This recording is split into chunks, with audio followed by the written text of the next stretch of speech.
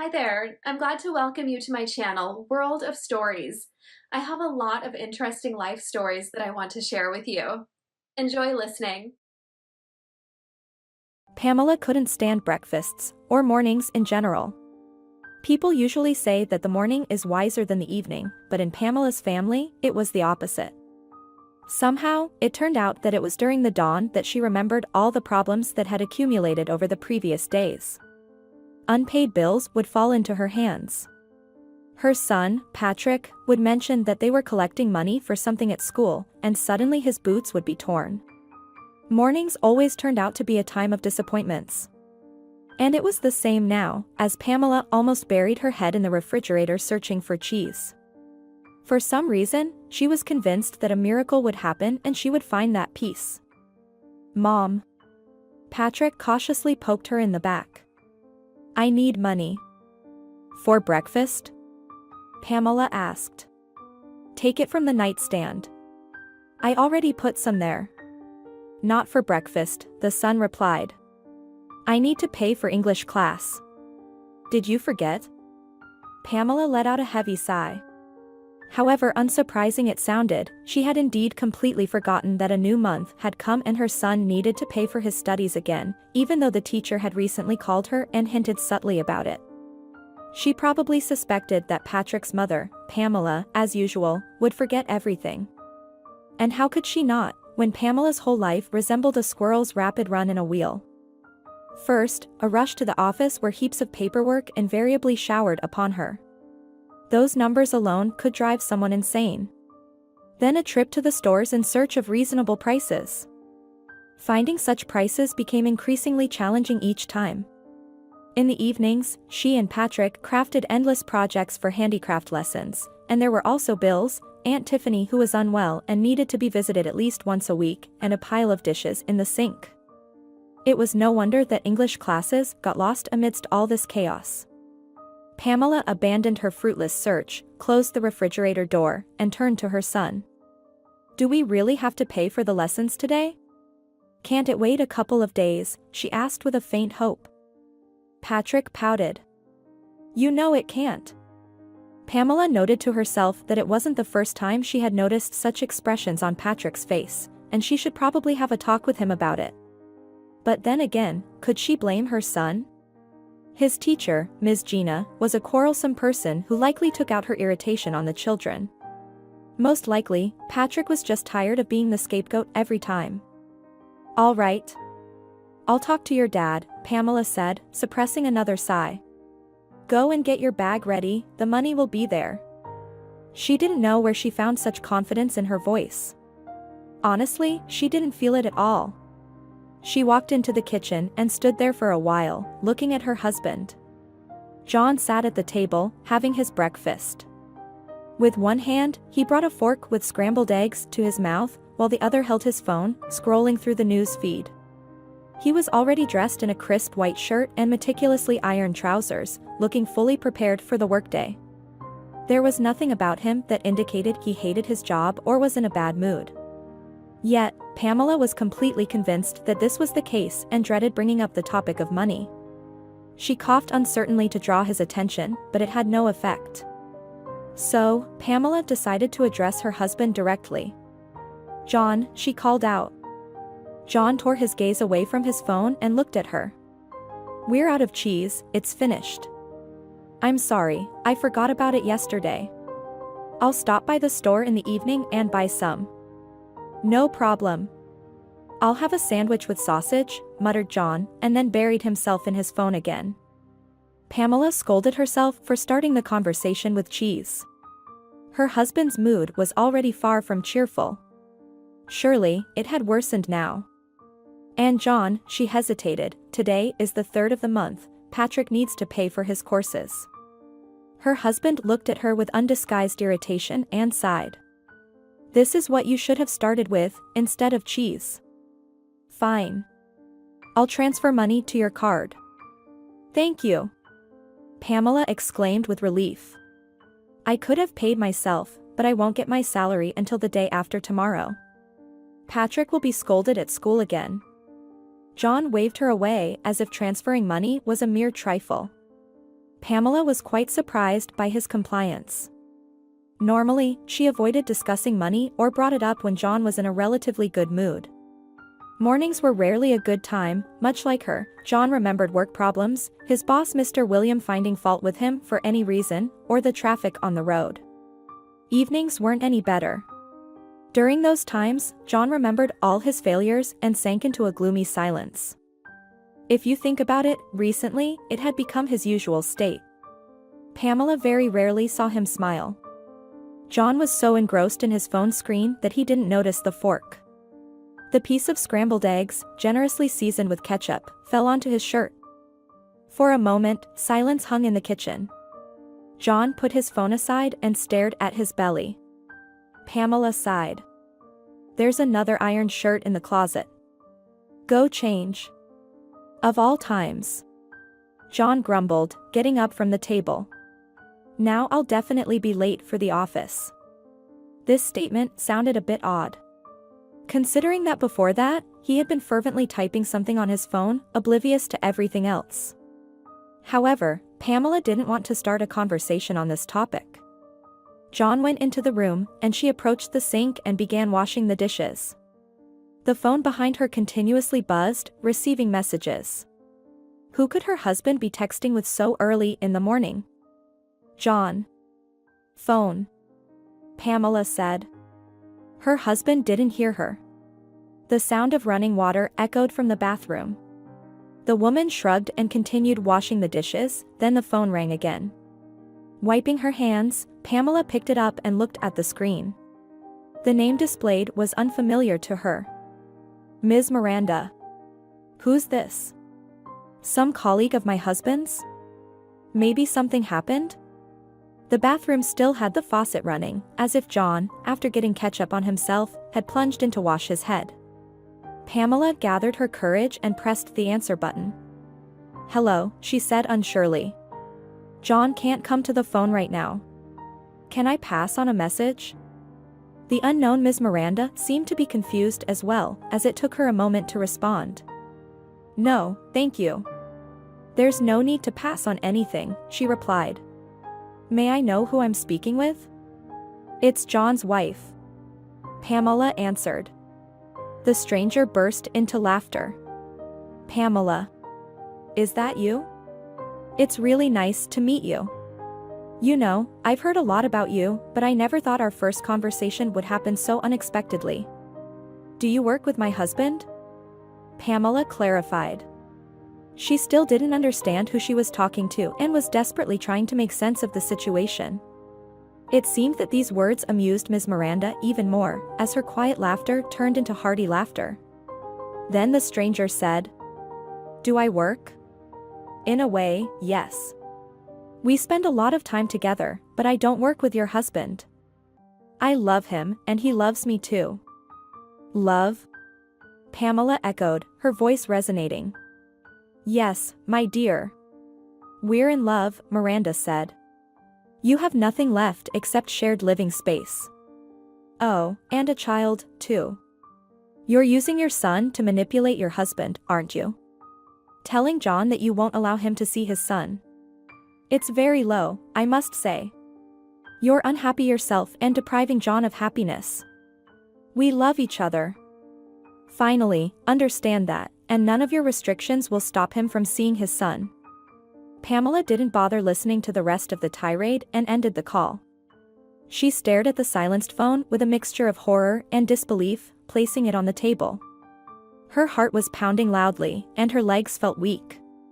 What had she just heard? Who was she talking to? Was this some cruel joke or the truth? She hadn't heard as everything went quiet in the bathroom as her husband returned to the kitchen. She only realized this when she heard John's voice beside her.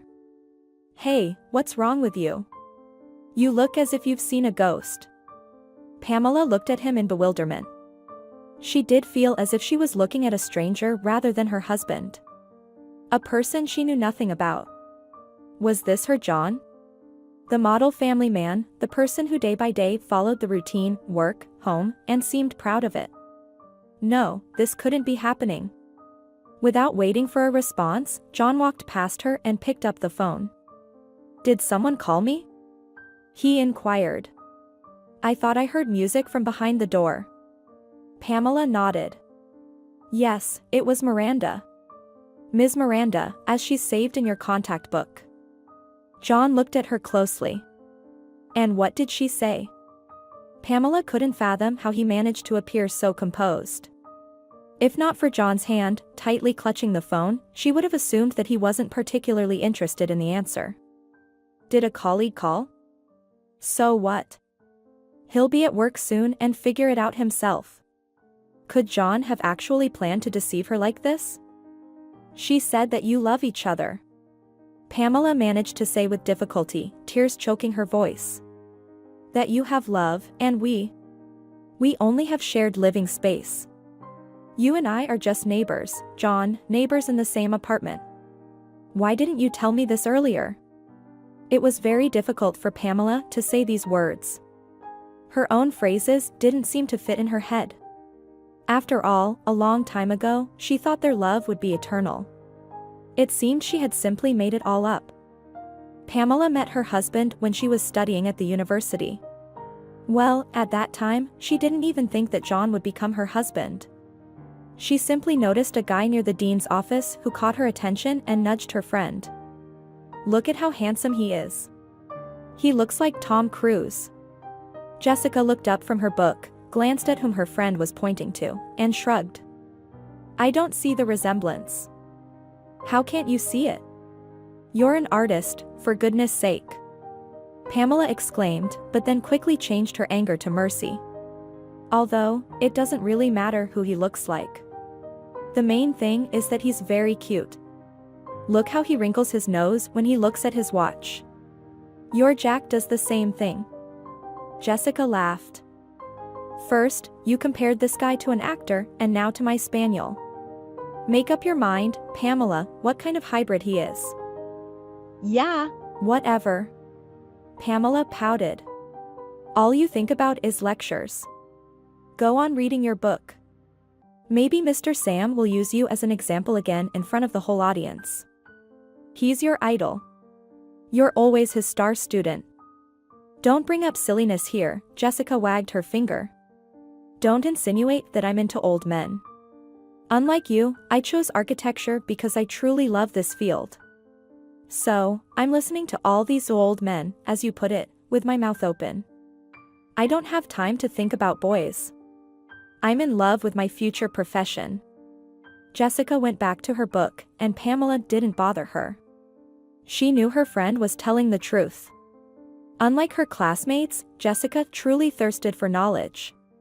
She didn't join any clubs or circles except for her beloved art club. She never even attended parties, no matter how much Pamela tried to persuade her. Her entire life was dedicated to one dream, becoming an architect. Jessica didn't waste time on trivialities. While her friend read, Pamela observed the guy. He was clearly nervous, looking at his watch and the door alternately. He's probably here again about a retake, Jessica muttered. He hangs around here often.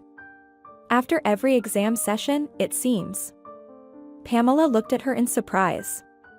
Her friend finally tore herself away from her textbook and condescended to talk with her. Do you know him? Pamela clarified. Where's he from? Of course, I know him. Jessica confirmed. It's John. Everyone in our class knows him. Well, maybe except you, because you're not really in this world. I'm serious. Pamela said in an offended tone. How did you meet him? Well, I'm not acquainted with John, Jessica replied. I just heard the girls gossiping about him at the back of the classroom. It was during a particularly boring lecture on modern trends in architectural education. No one listened to it except me, and I didn't have a choice. No wonder, mumbled Pamela. I remember that lecture. I almost fell asleep during it. So, don't bother repeating what the professor said. Tell me what you heard from the girls. Jessica sighed heavily, implying that she considered her friend hopeless, and began her story. John is in his 3rd year of economics. He's nothing special. Always retaking exams. He's better in physical education. He plays basketball for the university team. He's also in the student council and contributes to the newspaper. He takes more photos, but sometimes writes articles too. Just some silly notes about the winners of various contests. His brain can't handle anything more. Pamela listened to her friend and continued observing the guy. He lingered by the dean's office for a few more minutes, checked his watch, and walked away. "Pamela, you don't stand a chance," Jessica pronounced. "Just drop this idea." "Why? Are you suggesting I'm a wallflower and no guy will pay attention to me?" Pamela retorted. "No." Jessica shook her head. "It's just that you know how fierce the competition is in the economics department. Girls are swarming around John like bees. How will you manage to get his attention?" Pamela felt that this idea was indeed futile. She had seen the girls from the economics department. Among them were such beauties that Pamela felt inadequate when she saw them. With their long hair and slender figures. Pamela had a good figure too, but she wasn't a beauty, pale with a dull bob haircut. She rarely used makeup. She understood that she had no chance of catching the attention of a guy, especially someone as handsome as John. Suddenly, Jessica nudged her and smiled. "I have an idea. I know how you can meet John."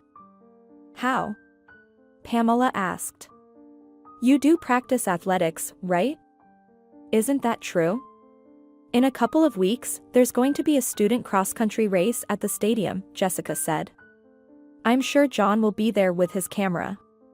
Sign up for the race, win, and get an interview with him. That's how you'll get to know each other. It's as easy as pie." "Oh, yeah," Pamela sighed. "Nothing could be easier." "You're quite the dreamer, Jessica. Do you think it's so simple to win a cross-country race?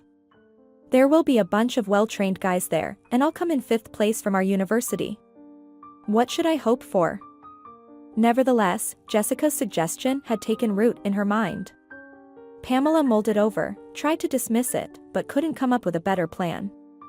At the next physical education class, she approached the instructor and asked to be registered for the cross-country race. The instructor looked at her with deep doubt. "Pamela, are you sure you can handle it? Weren't you limping just last month?" he asked. "I'm sure," Pamela replied firmly, even though inside her, her nerves were on edge. It wasn't about the race, she wasn't afraid of running. It was the prospect of meeting the photographer that worried her. On the day of the race, Pamela woke up earlier than usual and jumped out of bed. There was so much she needed to do. Starting with her sports attire, which she decided to iron again, only to discover an invisible wrinkle on the shirt that was imperceptible to the eye. She ended with makeup. For the first time in her life, she decided to apply some. When Jessica saw her, she burst into laughter.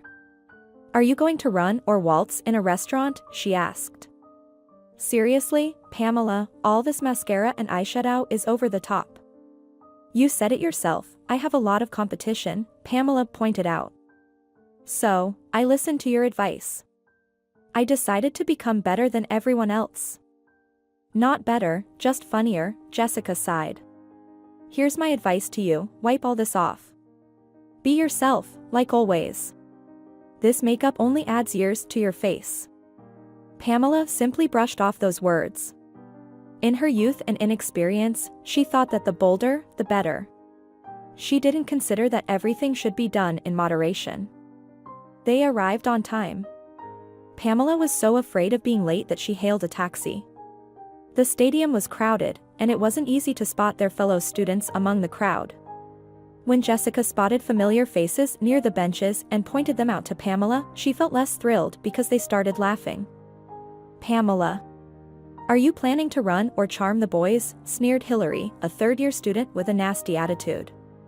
"Be careful. With that makeup, you'll win over our PE teacher for sure.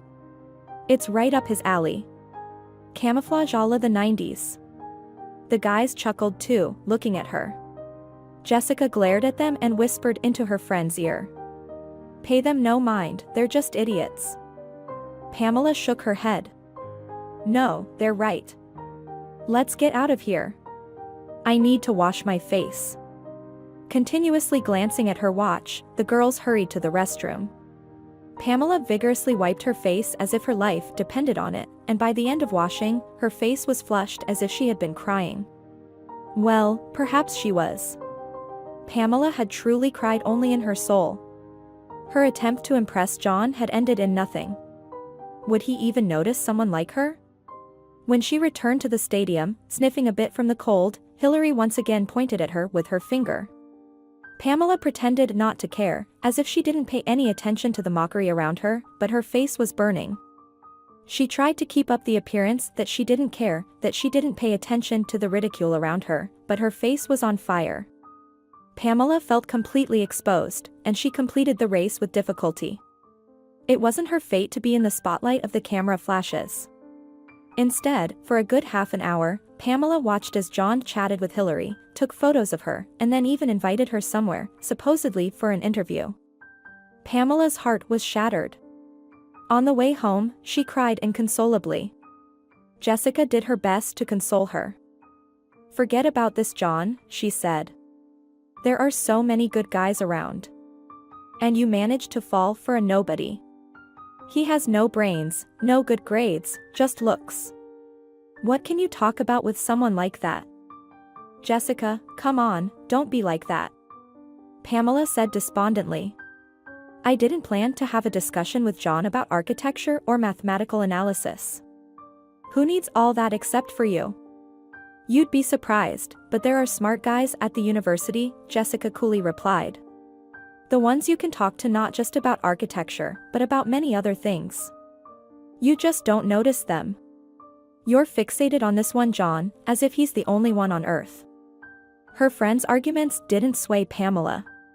She continued to reminisce about John, his radiant gaze, his smile. But now, whenever he smiled, it wasn't directed at her, but at the obnoxious Hillary. Where was justice in this situation? Why did it always seem like the unpleasant girls got lucky?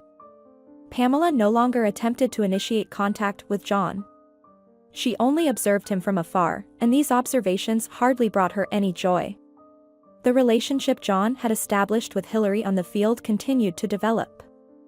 Pamela had encountered the couple more than once in the university corridors. The young people laughed, talked about something, and at times even hugged, seemingly oblivious to everyone around them. This scene made Pamela's heart ache. "Forget about him," Jessica repeated again and again. "Live your life." However, Pamela couldn't follow that advice. John continued to appear in her dreams.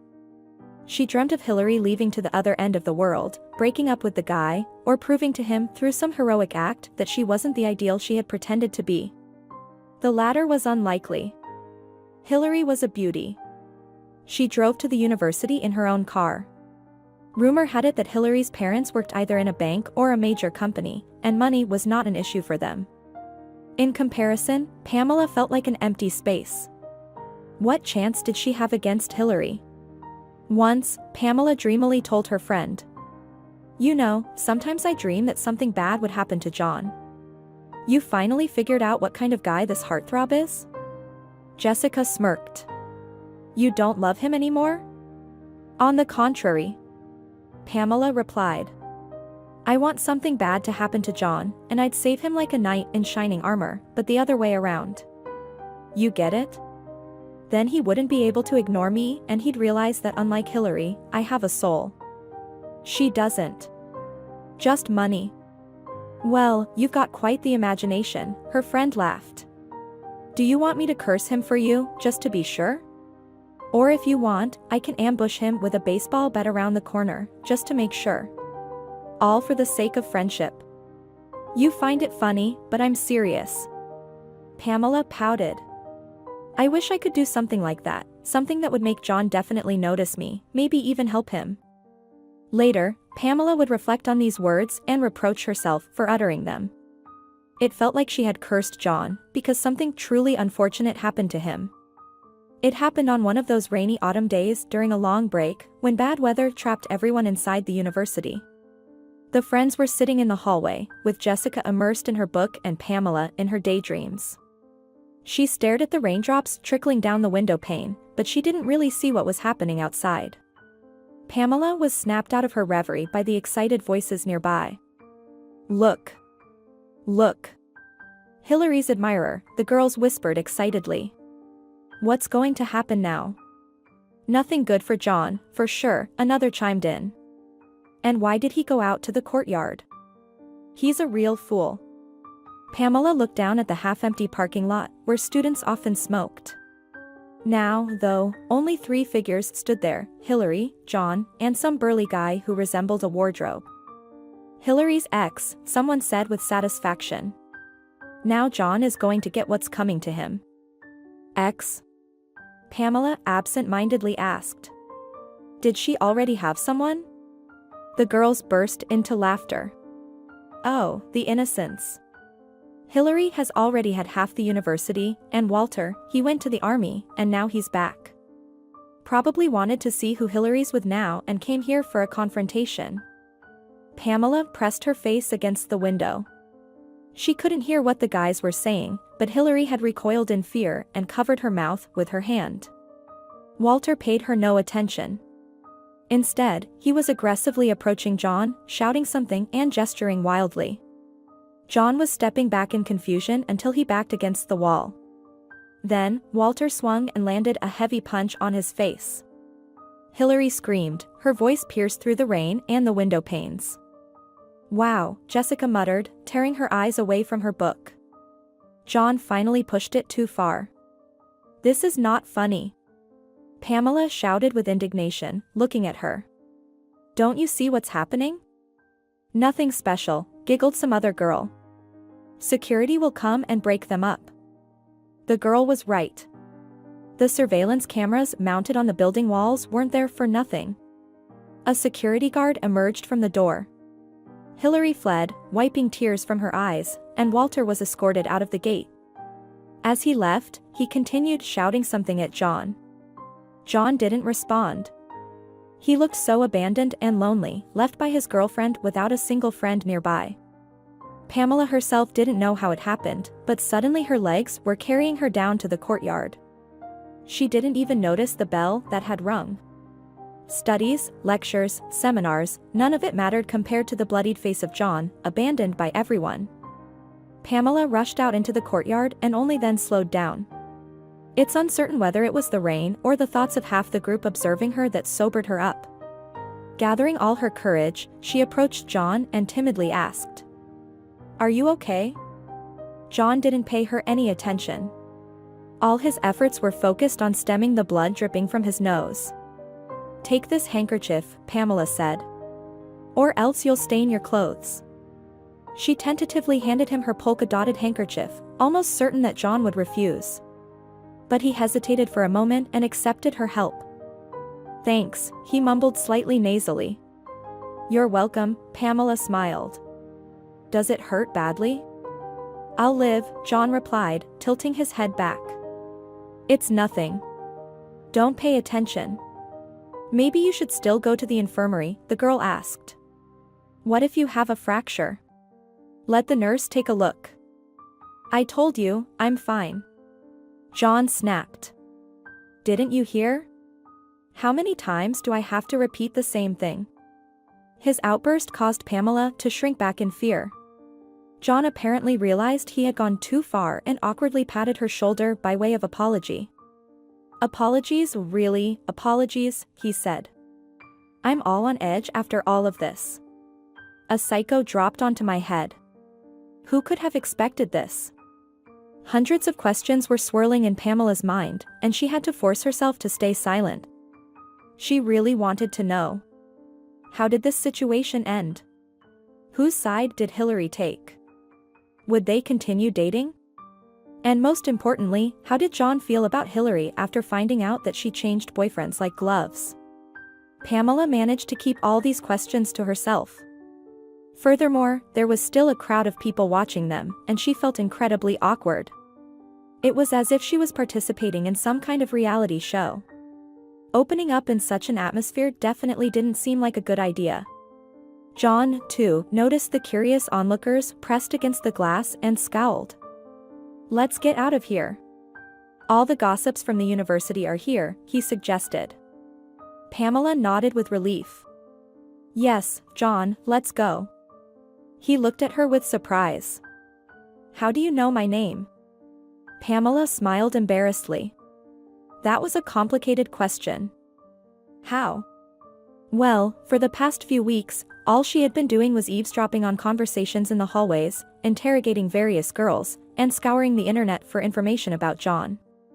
It was easier to say what she didn't know about him. She knew everything from his childhood illness to his first spoken word. In all other respects, John was an open book to her.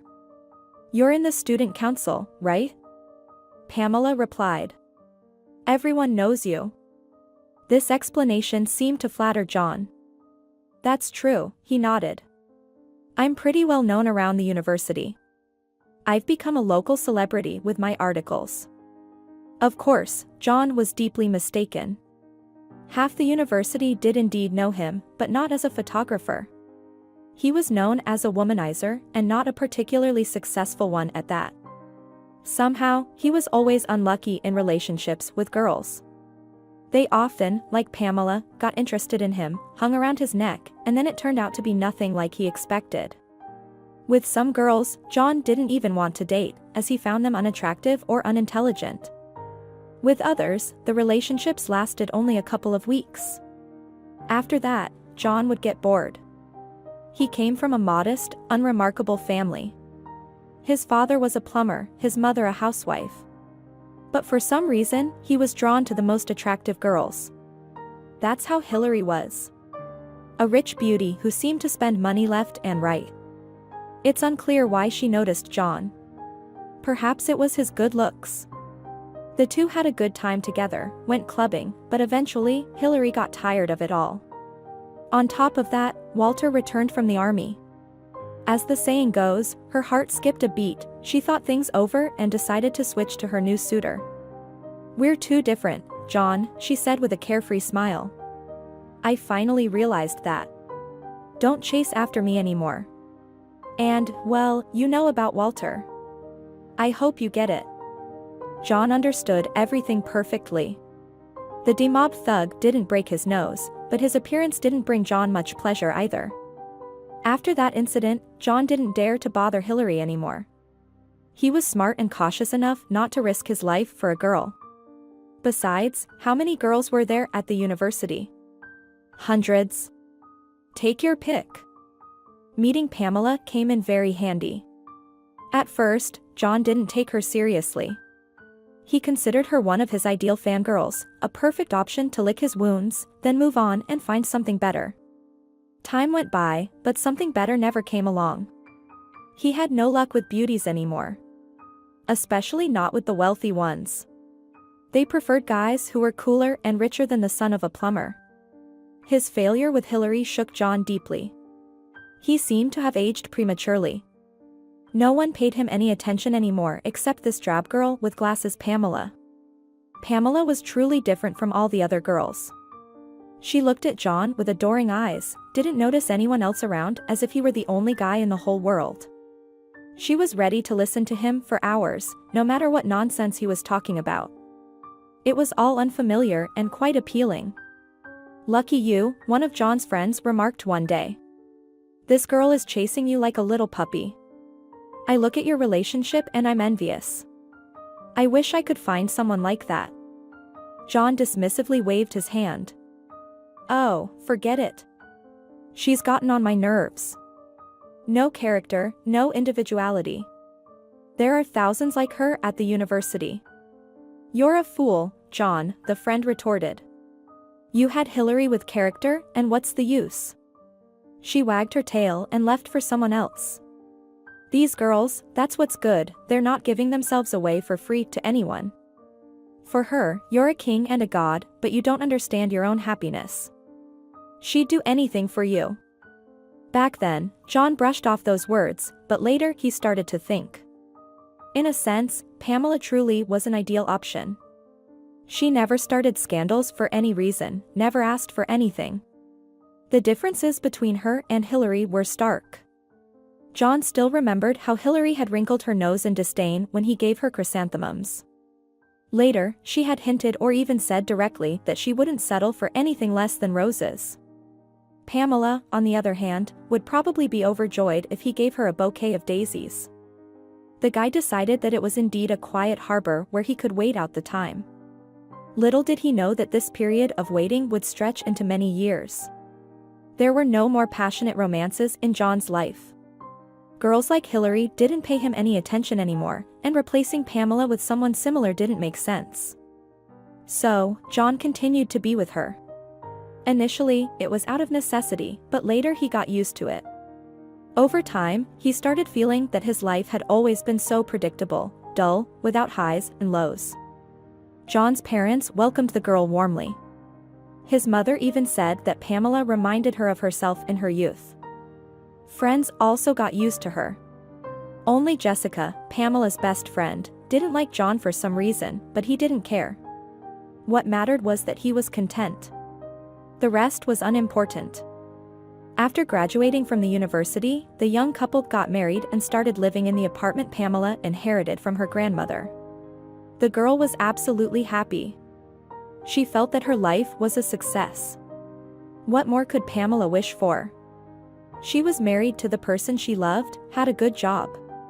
Everyone believed that she and John were the perfect couple, and Pamela believed it too. No one knew what John was thinking about all of this, and he was deeply dissatisfied. He wasn't even 25 yet, and he felt like his life was over. At least, that's what John thought. He worked at a large enterprise, doing a monotonous job that seemed endless. He had little hope of finding something better in their city. He didn't have any useful connections. Life with Pamela didn't make him happy either. Subconsciously, John still yearned for the beautiful. He liked attractive girls with long legs, wearing flowing dresses. Cheerful, willing to joke around. Pamela didn't fit that description at all. Yes, she wore dresses, but they were dark, as if she were afraid to draw attention to herself. She laughed at John's jokes, but she wasn't a humorist herself. With her, everything was warm, stable, and dull. And when Patrick was born a few years later, John realized that he was completely trapped. His previous excuses to himself no longer worked. He couldn't console himself with the idea that this wasn't permanent, and that exciting adventures were still possible in his life. But now he had a child, and he couldn't escape from that. He was left with no choice but to continue dragging through his dull routine until the end of his days. John dreamed that his life would change, even if just a little bit. Finally, his desire was granted on the day when he least expected it. John was sent on a short business trip. He needed to deliver some documents to another city. Deep down, he was annoyed that they didn't use a courier service for this task. However, he didn't argue, he wasn't a favorite of the management even without that. He often had petty arguments with the director, which sometimes resulted in the stubborn employee being deprived of his bonuses. So now, John decided to keep quiet, took the documents, boiling with anger, and headed to his car. The day wasn't starting well. It was raining again, just like the day when Walter beat him in front of the whole university. This gray weather and drizzle brought back unpleasant memories for John. He once again felt like a failure, a person who had no luck in life. However, on this day, John wasn't alone in his misfortune. About 50 kilometers outside the city, on the roadside, stood a luxurious foreign car.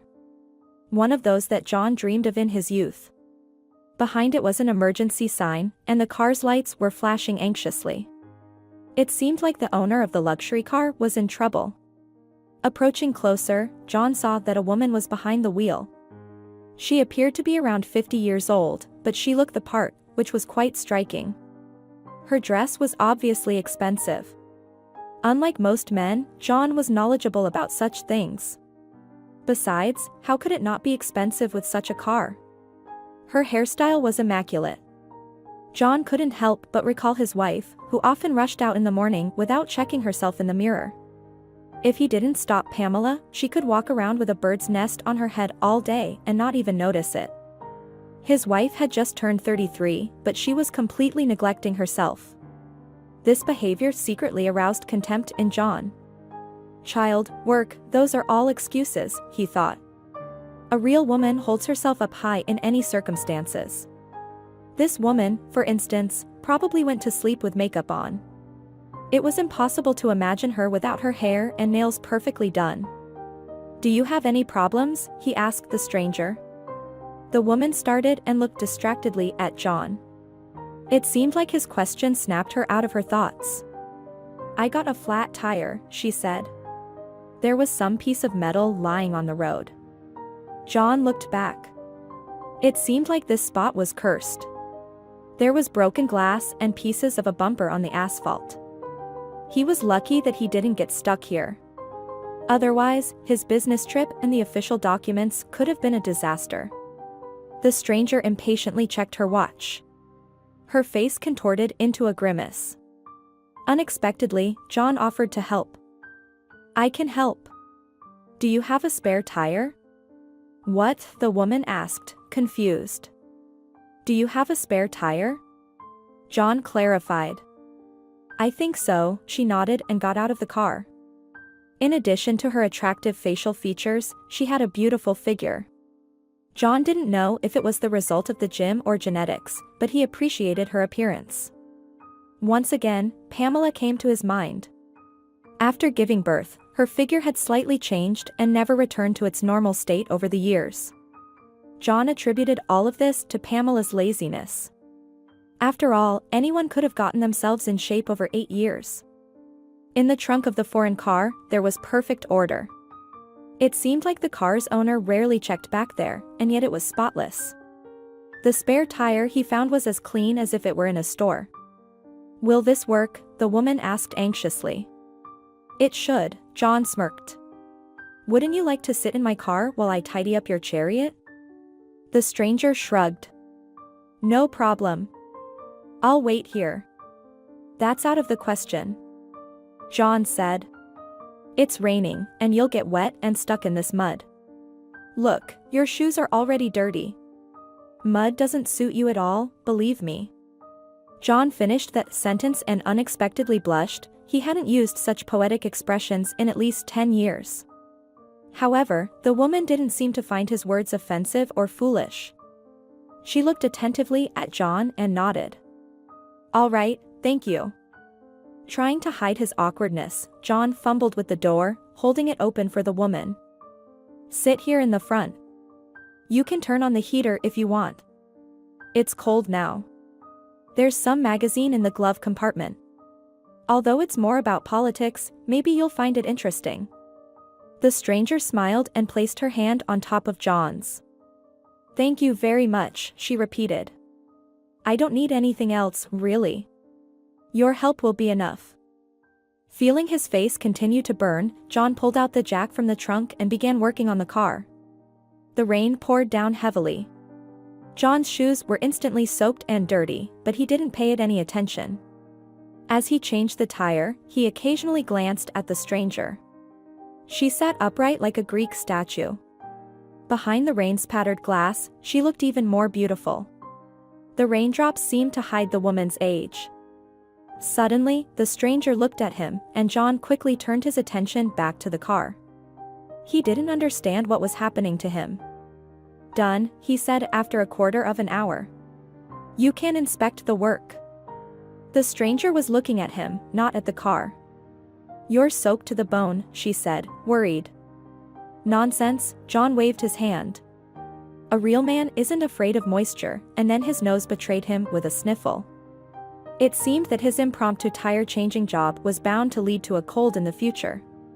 "It's not nonsense," the woman retorted. "You need to warm up immediately. Maybe have some tea. Let's go faster. I know a wonderful cafe in town, they always serve excellent drinks. I'm treating you."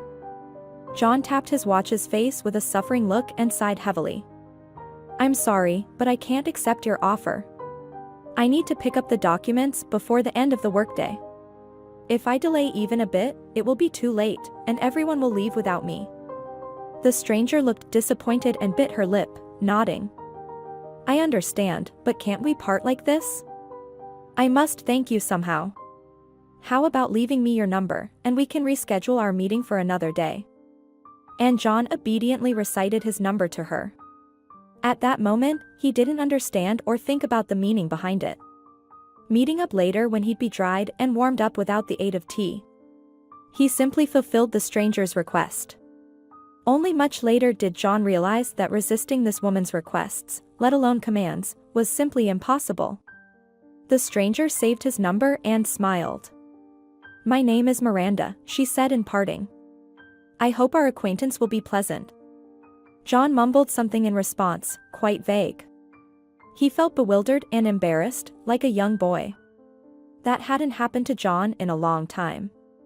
If he thought about it, it had never happened at all.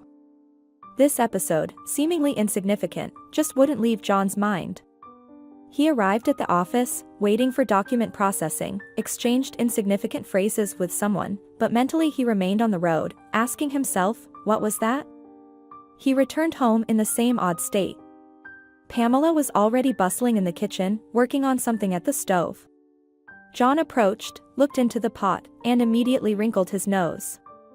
"Dumplings again?" Pamela looked at him with a guilty expression. "Sorry. I didn't have time to cook anything else." "Like yesterday, the day before, and a week ago," confirmed John. "No worries. I've gotten used to it." His wife began to set the table, and John irritably watched her movements. Pamela looked somewhat nervous, agitated. When had she become like this? Her hairstyle was plain, her hair simply tied back in a ponytail, and wrinkles had appeared. Was this the woman he had married? John had never considered Pamela a beauty, and now, the years were working against her as well. It seemed that his wife simply didn't want to take care of herself. With a pang of longing, John remembered the woman he had helped on the road. She had been about 20 years older than Pamela, yet carried herself with grace. Figure, posture, makeup. Her photo could confidently grace the cover of a glossy magazine, and her car, Miranda had every right to consider herself an ideal. She had achieved success in everything. If only all women were like her. "Could you bring the ketchup?" Pamela asked. John shook his head darkly. No ketchup on earth could sweeten his melancholy. Life seemed like utter darkness to him. Pamela sat down across from him and began to tell something. Some nonsense about how her day had gone and why her boss had found fault with her. John listened with even less attention than he gave to the buzzing flies. All these stories were as monotonous as the dumplings in his plate. Day after day, the same thing, nothing new. And Patrick's shoes got torn, his wife hesitated. And his shirts are getting small. "Maybe we can go to the mall on Saturday?" "Only after payday," John curtly said. "I'm running on fumes right now. I've been taking the car to the repair shop." Pamela fell silent and continued the dinner with a guilty look. Even her meek expression irritated John. It would have been easier if his wife had gotten angry and smashed a couple of plates against the wall. The mournful expression etched on her face seemed to say that Pamela pitied her poor loser of a husband. Realizing this, John himself wanted to break something. The phone rang in the hallway. The spouses exchanged glances. "It seems it's yours," Pamela said. "Maybe it's from work?" "They have nothing better to do," John muttered. "The management probably forgot about me. They're probably partying in restaurants." He went to the hallway and picked up the phone from the table. The number displayed on the screen was unfamiliar to him. Who else would need him at this hour? Probably another bunch of scammers trying to swindle money from him? John smiled wryly and shook his head. A waste of time. Even if they want to transfer money to someone, it won't work. The numbers in his salary account were approaching zero. "Hello," he answered, without much warmth in his voice, holding the phone to his ear. "I'm listening." "Hello," a velvety female voice replied. "I never got to know your name." John jumped in surprise. He immediately realized who he was talking to. "Miranda," he stammered, somehow instinctively closing the door to the hallway. The sounds from the room, the electronic soundtrack of some computer game that Patrick was absorbed in, felt completely out of place. You guessed right, the woman laughed. And maybe you could finally introduce yourself, or should I call you Mr. X? John, the man responded, embarrassed. It was exactly the same as during the day. He felt like a boy again, not finding the strength or creativity to decline unwanted conversation. John, Miranda mused. I'll remember that. There was a pause. John awkwardly asked. How's your car? Everything okay? Yes, everything's just fine, the woman replied. I got home safely. Thank you. By the way, what do you do for work? Not a mechanic? No. You changed the tire so skillfully. No, I'm a financial worker, John replied. He didn't bother clarifying that his work was essentially clerical. Shuffling papers from one pile to another and keeping an eye on the boss to stamp documents. Calm down. I was joking, Miranda laughed. In a white shirt and with fingers as musical as yours, well, how could you be a mechanic? You're too refined for that. Musical fingers? John had never heard something like that before. He hadn't received compliments for a long time, let alone such exquisite ones. By the way, did you catch a cold after yesterday? Miranda asked. I never even got to offer you some tea. No, I'm fine, the man answered. Don't worry about me. I was just glad to be of help. And I never got the chance to thank you, Miranda said, sounding disappointed. So, the dinner invitation to the restaurant is still open. How about tomorrow? Are you free in the evening? John glanced at the closed door. Sounds from the room continued to emanate, the persistent soundtrack of the game. Pamela clanged dishes in the kitchen. Day after day, the same routine. Couldn't he just once break away from the norm? I'm free. John declared resolutely.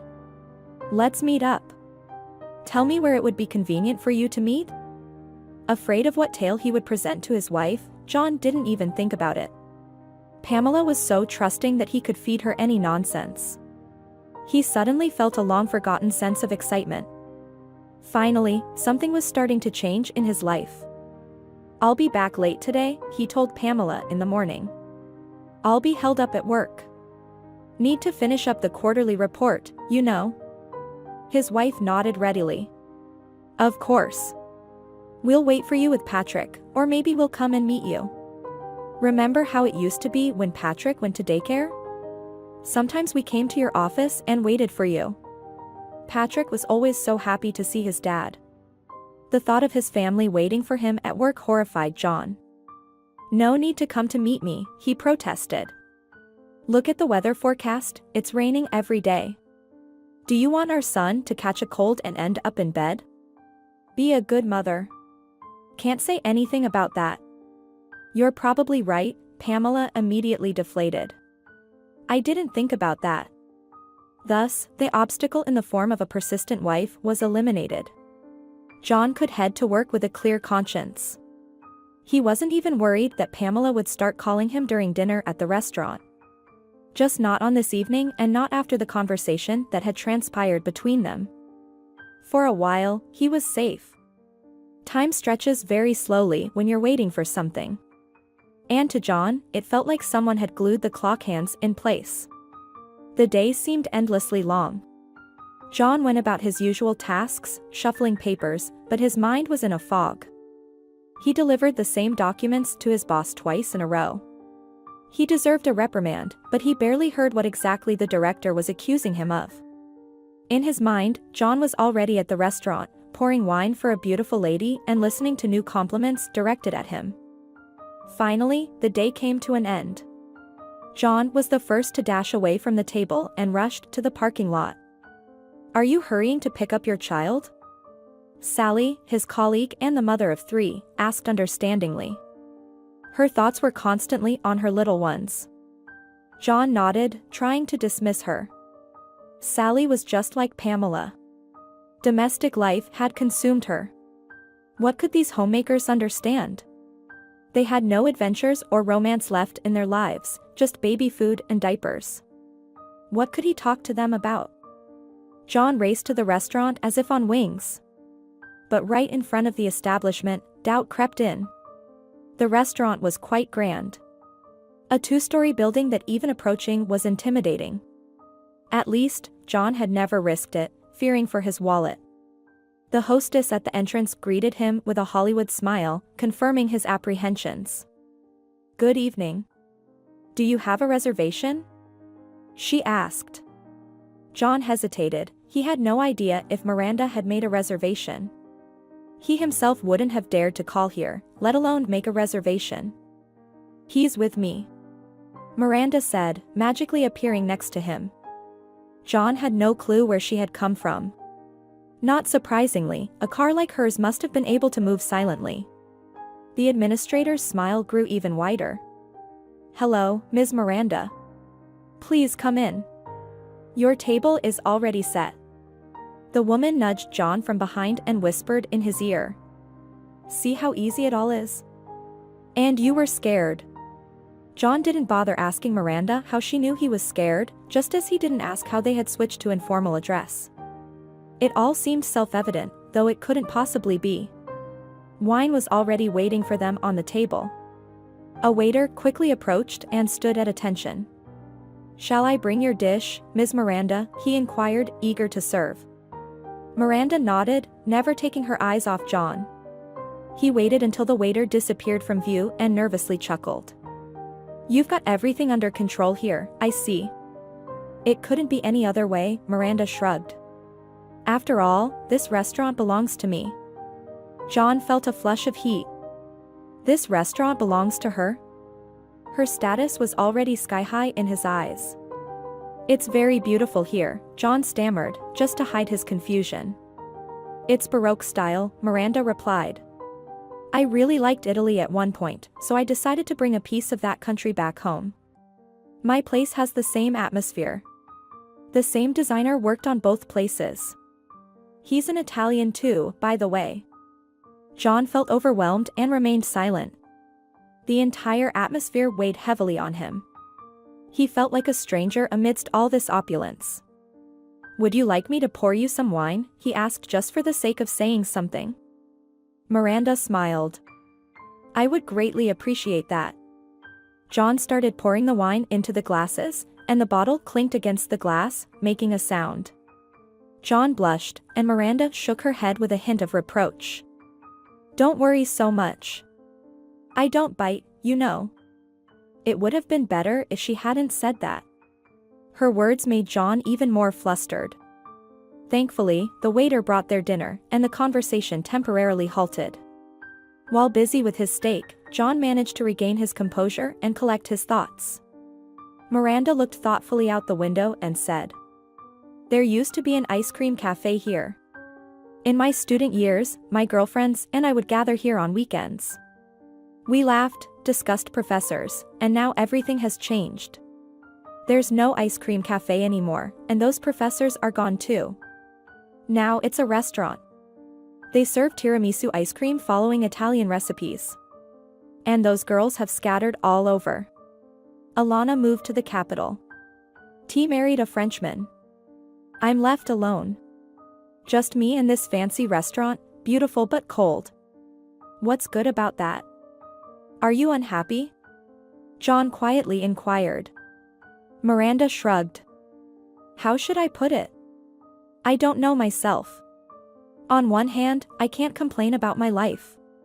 It turned out better for me than for many, I won't deny that. Money, foreign travel. Others can only dream of it, yet there's still emptiness inside somehow. You understand? I'm alone amidst all this wealth." John remained silent, not knowing how to respond. She looked at him and smiled through her tears. "Please, use when addressing me. I can't stand all this formal anymore. It's everywhere. I'm suffocating from it." John smiled back uncertainly. "Of course." Miranda's tearful face reassured him somewhat. A regular woman was sitting in front of him, albeit obscenely wealthy. Given that, John could surely find common ground with her. After all, he had once been known as the first Don Juan of the university. "What about your husband?" he asked. "You're such an interesting woman. Do you really have no one?" "Husband?" Miranda said thoughtfully. "I became a widow a few years ago. My husband died in a car accident. He built and earned everything I have, including this restaurant. Scott was a saintly person. Even now, sometimes I cry when I remember him. But why am I going on about myself? And about yourself, John? How are you living? Do you have a wife?" Before John could answer, his phone rang. John glanced at the screen and frowned. Miranda immediately understood everything. "Is it her?" the woman asked. "Yes," John mumbled. "Pamela." He decided that there was no point in lying. His lie would quickly be exposed anyway. It was better not to lie, but also not to disclose everything. John muttered, addressing Miranda, and answered the call. "Hello?" Pamela's voice rambled on as it always did when she was anxious. John couldn't stand her rapid speech. "Darling, are you still at work? Will you be home soon? It's already 9 o'clock. Patrick is getting worried." "I don't know yet," John replied with a frown. "And why would Patrick be worried? He's probably engrossed in his games as usual. How about reading a book with our son instead of bombarding me with calls? Let me have at least one evening in peace." Pamela stammered something in confusion, but John didn't bother listening and disconnected the call. Miranda looked at him questioningly, so John had to explain himself. "She's constantly nagging me, monitoring my every move, calling incessantly. No peace at all." "Why do you put up with it, then?" Miranda asked. John shrugged. "I have to. We share a child, Patrick. Can I just abandon him?" "You could get a divorce, see the child on weekends, pay alimony," Miranda suggested. "Many people do that. You know that children can sense their parents' emotional state. Do you think your child is happy when you're constantly on edge?" John put on a disappointed look and mumbled. "I understand all that, as of course, but sometimes Pamela is just not herself. It's like something's wrong in her head. Out of nowhere, she starts shouting, smashing dishes, threatens to separate me from our son and not let me see him. I prefer to endure it quietly. Who knows what she might do to our child if she's left alone with him. Poor thing." Miranda sighed sympathetically. "And here I am, pouring my heart out to you, when your fate is much harder than mine." John had even thought the same thing himself. He had convinced himself of his own words. He began to feel sorry for himself, and tears welled up in his eyes. Miranda took his hand and squeezed it sympathetically. Her palm was white and smooth, and it seemed to carry the scent of perfume, not the cheap hand cream Pamela usually used. The idle waitstaff in the dining area began to glance in their direction. Miranda looked around and whispered to John. "Let's go somewhere more cozy." Away from prying eyes, Miranda suggested. "Where to, for instance?" John inquired. The woman smiled. "To my place." That day, John returned home after midnight. He slipped into the apartment quietly like a thief, but it didn't matter. His wife was still awake. Pamela was sitting at the kitchen table, her eyes red from fatigue, staring out of the window. Hearing the sound of the unlocking door, she rushed to the hallway. "At last," Pamela said with relief. "I didn't call you anymore to avoid bothering you unnecessarily. But in reality, I was really worried that something had happened to you." "What could have happened to me?" John retorted irritably. "I was with colleagues, working on the reports, and then a couple of us went to a bar to have a beer to celebrate finishing. My head was just boiling after all that hustle." "You could have let me know that you'd be late," Pamela reproached him. "Patrick and I were worried." "Again with Patrick?" John sarcastically remarked. "Are you actually blackmailing me with our child? Do you want to tie me to him and your apron strings forever, so I never leave the house?" "John, what are you saying?" Pamela was shocked.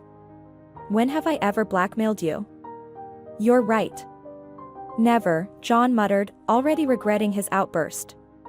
I'm too tired today, and I can't think straight. Forget everything, please. Okay. John realized that it would be much calmer for him to behave as usual and not arouse such suspicions in his wife. He took off his shoes without looking at Pamela and went to the bathroom. Aren't you going to eat? The woman asked quietly. I can warm up some cutlets. It won't take long, and there's also leftover soup from yesterday. No, I won't, John replied. I'm not hungry, just too tired. Go to bed, it's late.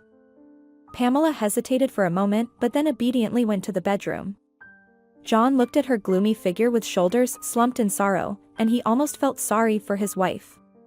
After all, not everyone could be perfect. Pamela wasn't to blame for being born a plain mouse. As John lay in bed just before drifting off to sleep, he checked his phone. There was a text message from Miranda waiting for him. Did you get home okay? The message read. Good night.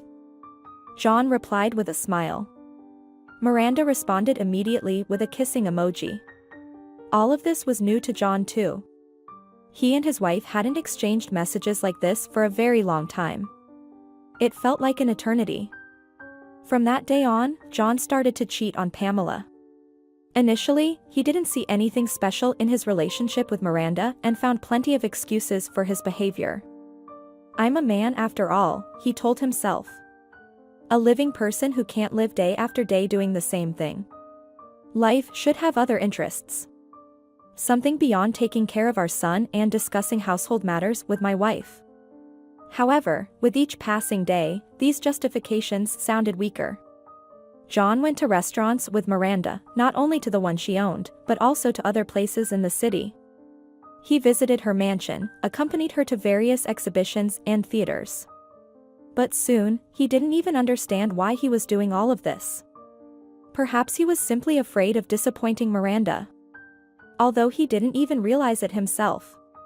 The gaze of this woman, strong and used to independently managing her life, sometimes seemed as unyielding as metal. In Miranda's mansion, John felt pathetic and insignificant. Even his own fancy suit, which he had taken to wearing supposedly for work, looked shabbier than a beggar's rags against this backdrop. Apparently, Miranda was thinking along similar lines, because one day she transferred money to his account with the words, "Treat yourself to something, sweetheart. Buy something for your son and finally change that jacket. It's out of style this season." At first, John was taken aback and didn't know what to say. He experienced a fleeting sense of humiliation, as if the woman considered him a doll that could be dressed as she pleased, manipulated, and told how to live. John could have said a lot about it, but inexplicably, the only word that escaped his lips was, "Thanks." A word he would utter many more times in the future. His relationship with Miranda had been ongoing for about 6 months, and it seemed like a miracle that Pamela hadn't noticed anything yet. His wife was so trusting and naive that she believed any nonsense. Even the most far-fetched excuses he came up with. Was her husband late from work? Of course, he was fixing a botched report. Did he buy a new suit at an expensive department and also buy toys for Patrick? It was all part of a bonus from his superiors. What did she expect?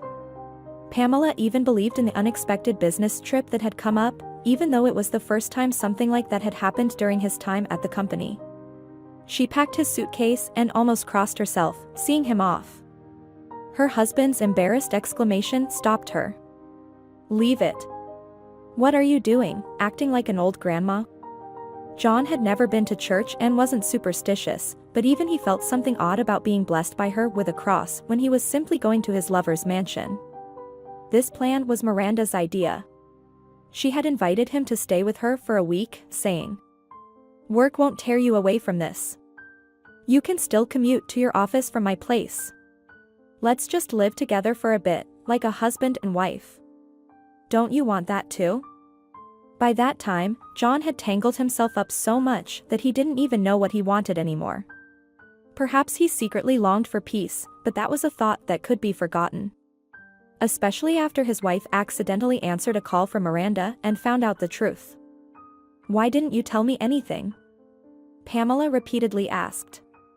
Why did you have to hide the fact that you have a mistress? And would you have been happy about that? John asked gloomily. Would you have jumped for joy? Would you have congratulated me on my successful affair? No, Pamela shook her head. But at least I wouldn't feel like a fool now. Now, when some unknown woman calls me and laughs as if at some village bumpkin. And maybe she's even right? How foolish was I not to see anything? In his heart, John agreed with her, but he decided it was best to keep quiet. He had never held a high opinion of his wife's intelligence, but this wasn't the right moment to discuss that. For Pamela, it felt like the ground had been pulled from under her feet, as if her entire world had been shattered. She struggled to gather her thoughts to speak. Where did you meet her? Pamela asked in a hoarse voice, as if it was of great importance. On the road. John answered. Miranda had a flat tire, and I helped her change it. Helped, Pamela repeated quietly. You haven't been helping me for a long time. You don't ask for it.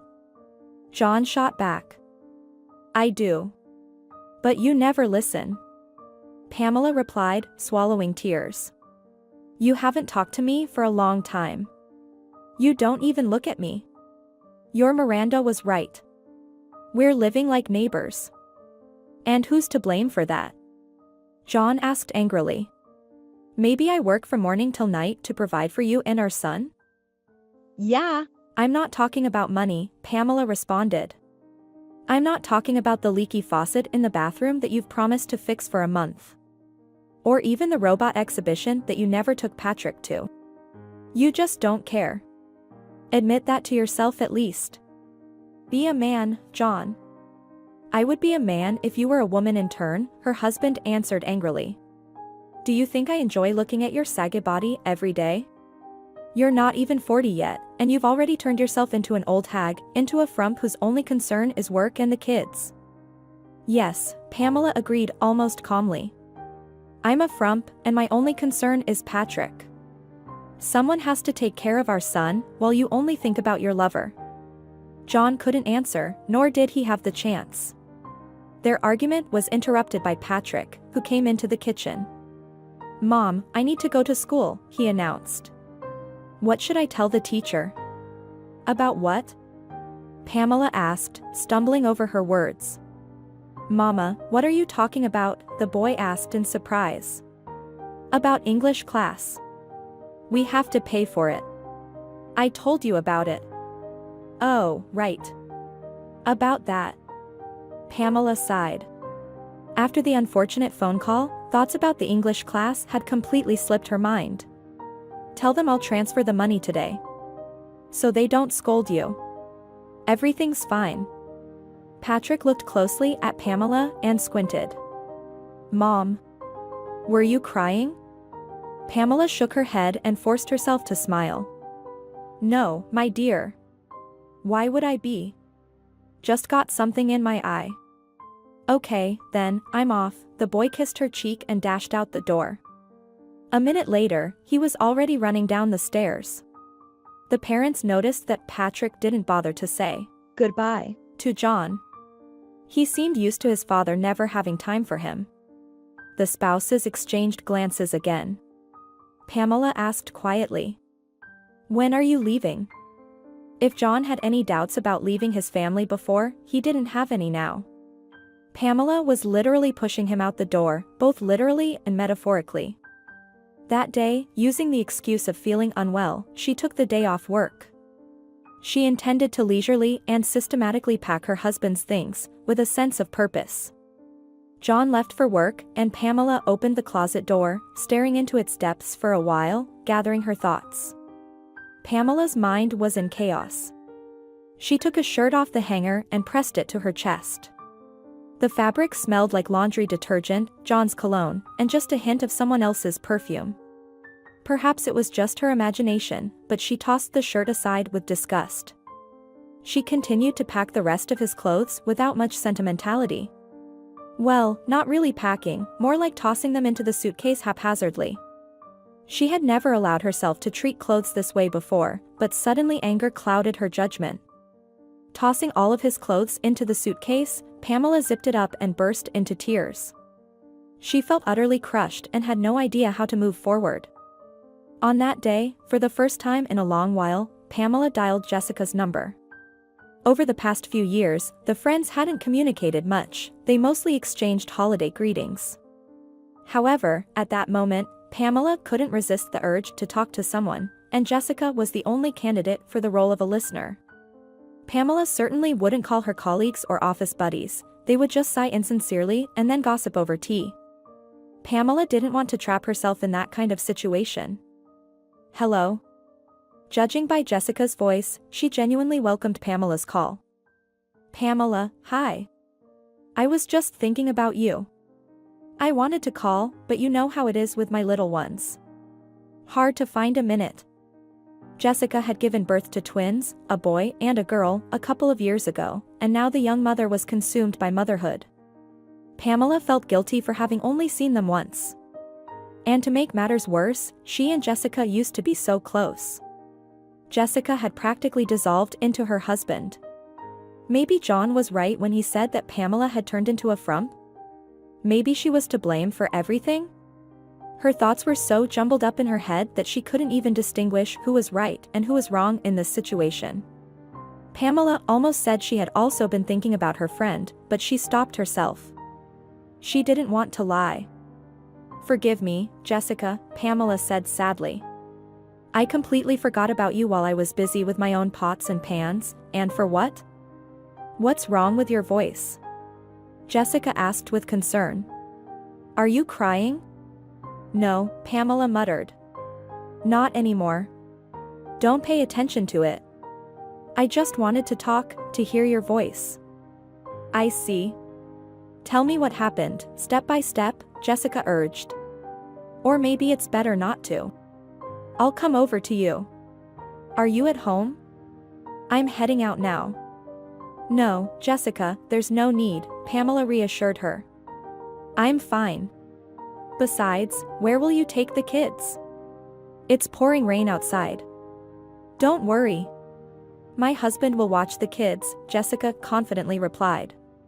"And you just take some valerian drops and wait for me. I'll be there soon." While waiting for her friend, Pamela walked through her house again, making sure she hadn't missed anything. John's toothbrush ended up in the trash. Pamela had no doubt that his lover was wealthy enough to buy him a new one. She bought him all those little trinkets, after all. A new tie, clearly an expensive designer one, a wallet, a business suit. Now Pamela understood where he got all that money. His lover was his sponsor. It was almost laughable to think that John, who had always been so proud of his independence, was being supported by a woman. It would be funny if it wasn't so sad. Jessica arrived at Pamela's in record time, within half an hour. She must have taken a taxi. Traveling across the entire city by bus would have taken longer.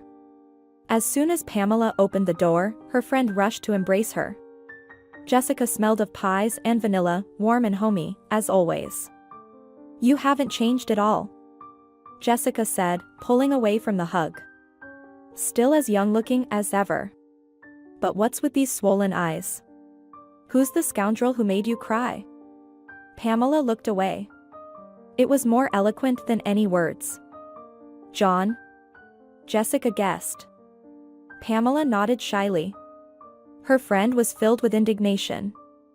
"That scumbag, is he cheating or drinking?" "Good Lord, Pamela, did he hit you?"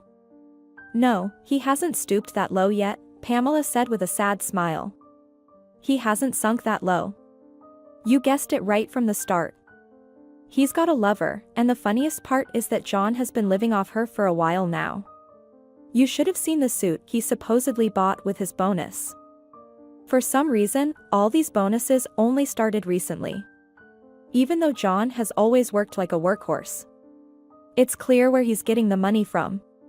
John didn't make a mistake here either. He found both love and a fat wallet at the same time. He didn't waste any time. John and a sugar daddy?" Jessica asked in astonishment.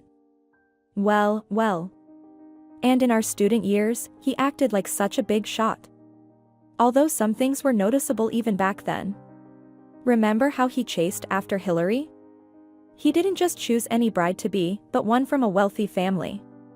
He knew where to aim. So, it turns out John was smart back then, and I was the idiot, Pamela sighed. He's absolutely right. I didn't notice anything then or now, honestly. Now, don't get so upset, Jessica comforted her, hugging her and leading her to the kitchen. Let's have some tea, shed a few tears, and figure out what to do next. In Jessica's presence, Pamela did indeed start to feel a bit calmer. Her friend always had a soothing effect on her, better than any valerian. Pamela was confident that now, together, they would find a way out of this difficult situation. After all, it had always been that way. And what's this? Jessica asked as she crossed the threshold into the kitchen. Where? Pamela saw where her friend was pointing and shrugged her shoulders. It's John's mug. Good thing you noticed.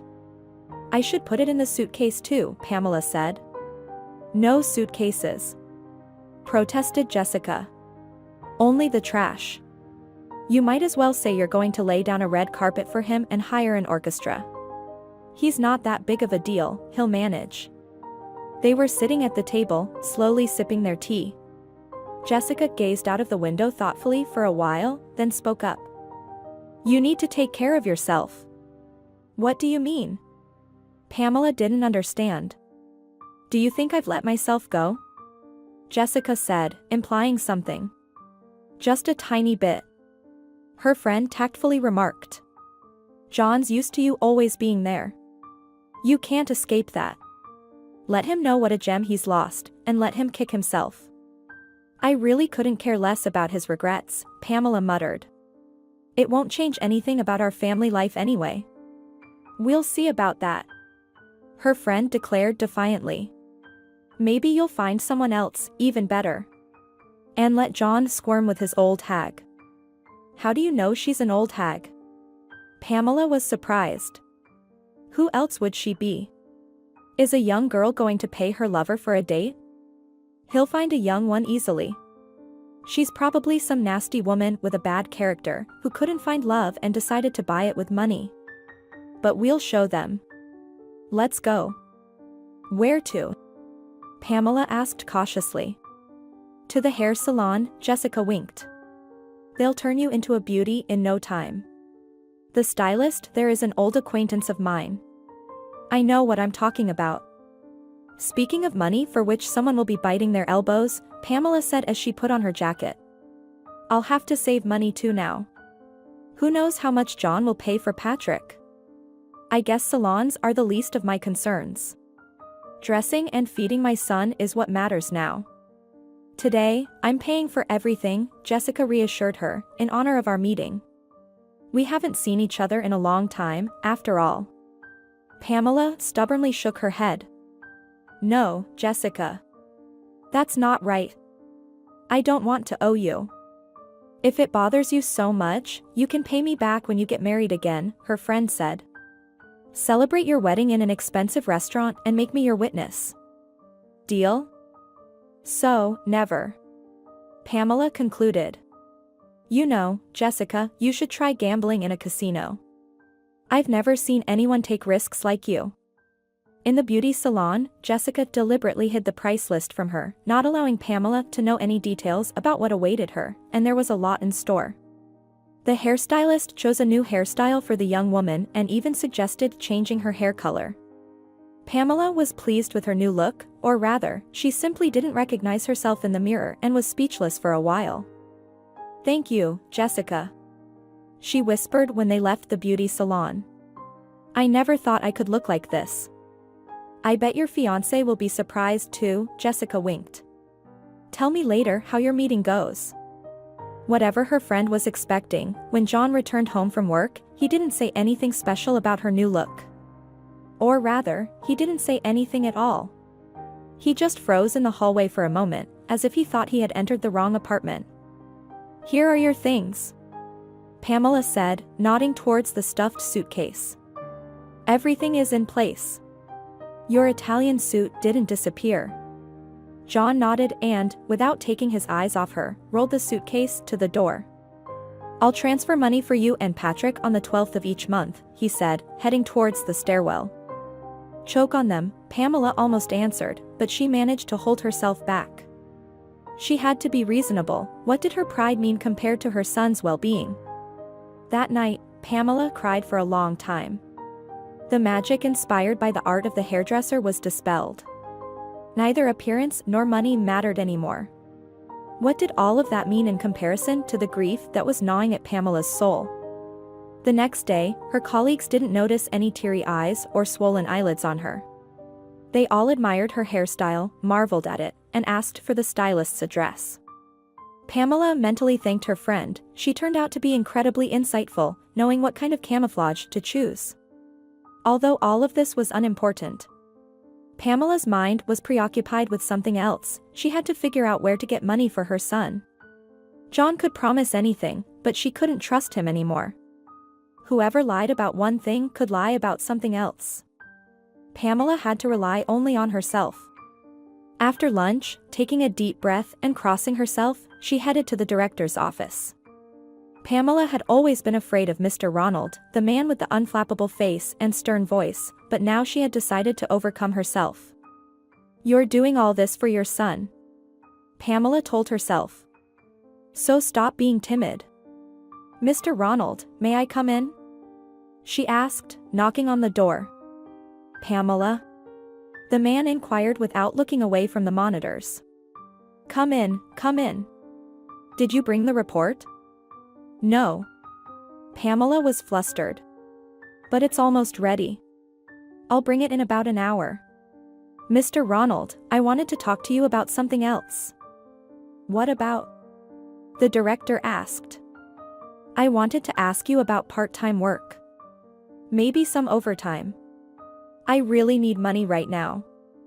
"I understand." Mr. Ronald nodded. "Everyone needs money. But think about it, Pamela.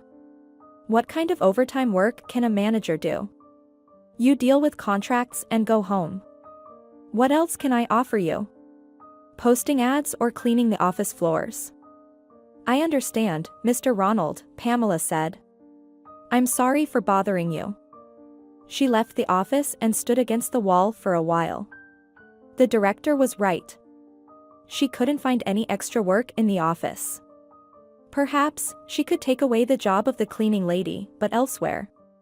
Unexpectedly, Pamela remembered the advertisement she saw on the door of the beauty salon when she went there with Jessica. They were looking for a cleaner, evening work before closing. What could be better? Pamela could easily pick up her son from school, feed him, and then head to her second job. Besides, hardly anyone she knew would see her with a mop.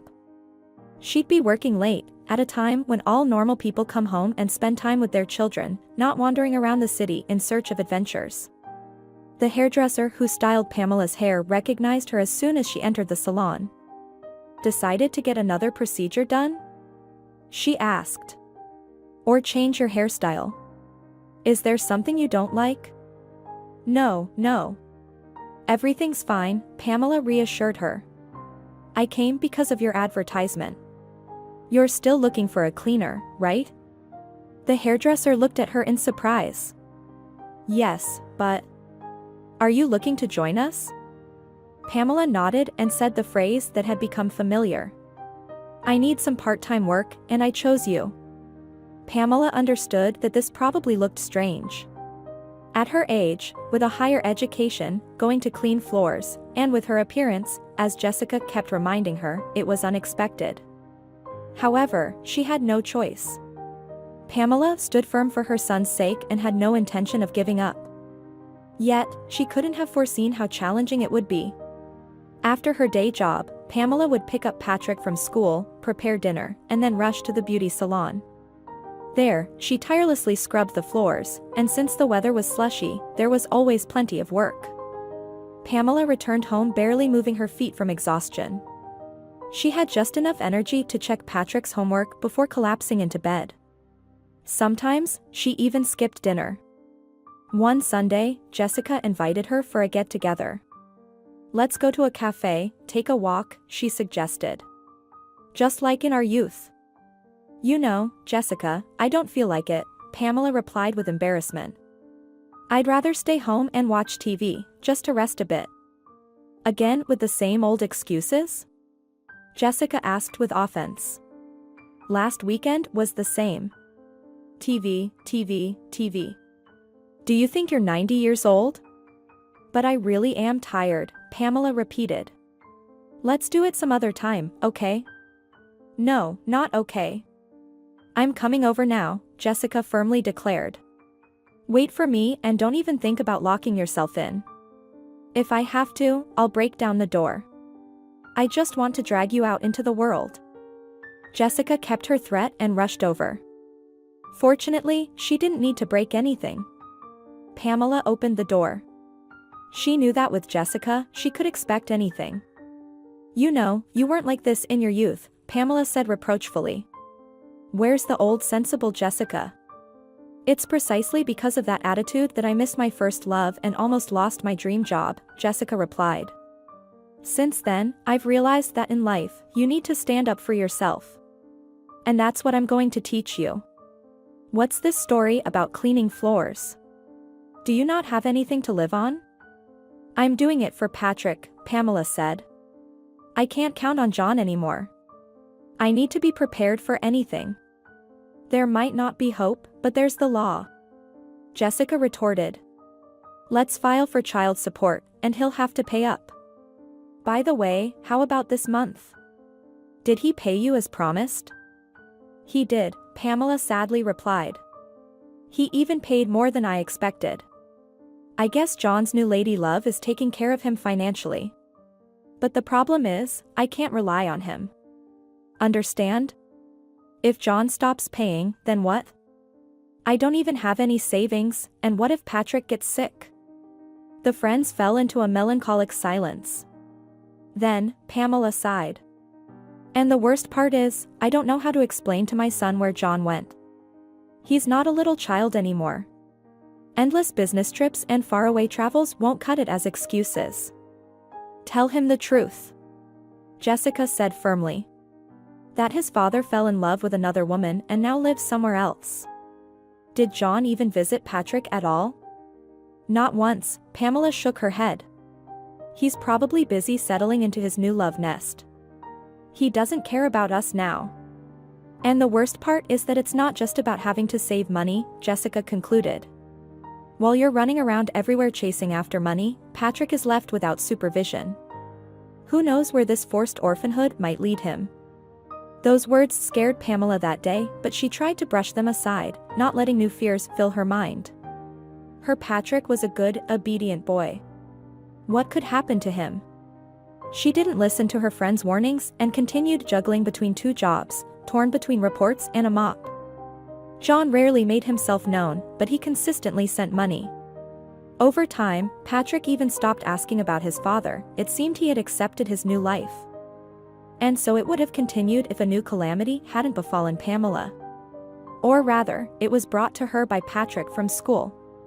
Mom, can we talk? He asked one evening when she was getting ready for her second job. Is it something important? Pamela asked, glancing at her watch. Can't it wait until 9? No, Patrick replied, looking down at the floor.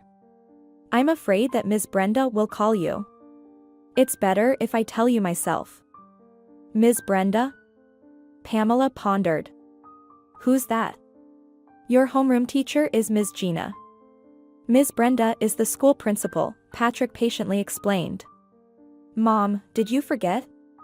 Pamela felt ashamed for a moment. She had indeed forgotten the name of the school principal. She hadn't been to parent-teacher meetings in a long time. That's why Patrick often got scolded by his teachers. In general, Pamela feared calls from the school almost as much as her son did. Yes, now I remember. So what did you do that the principal might call me?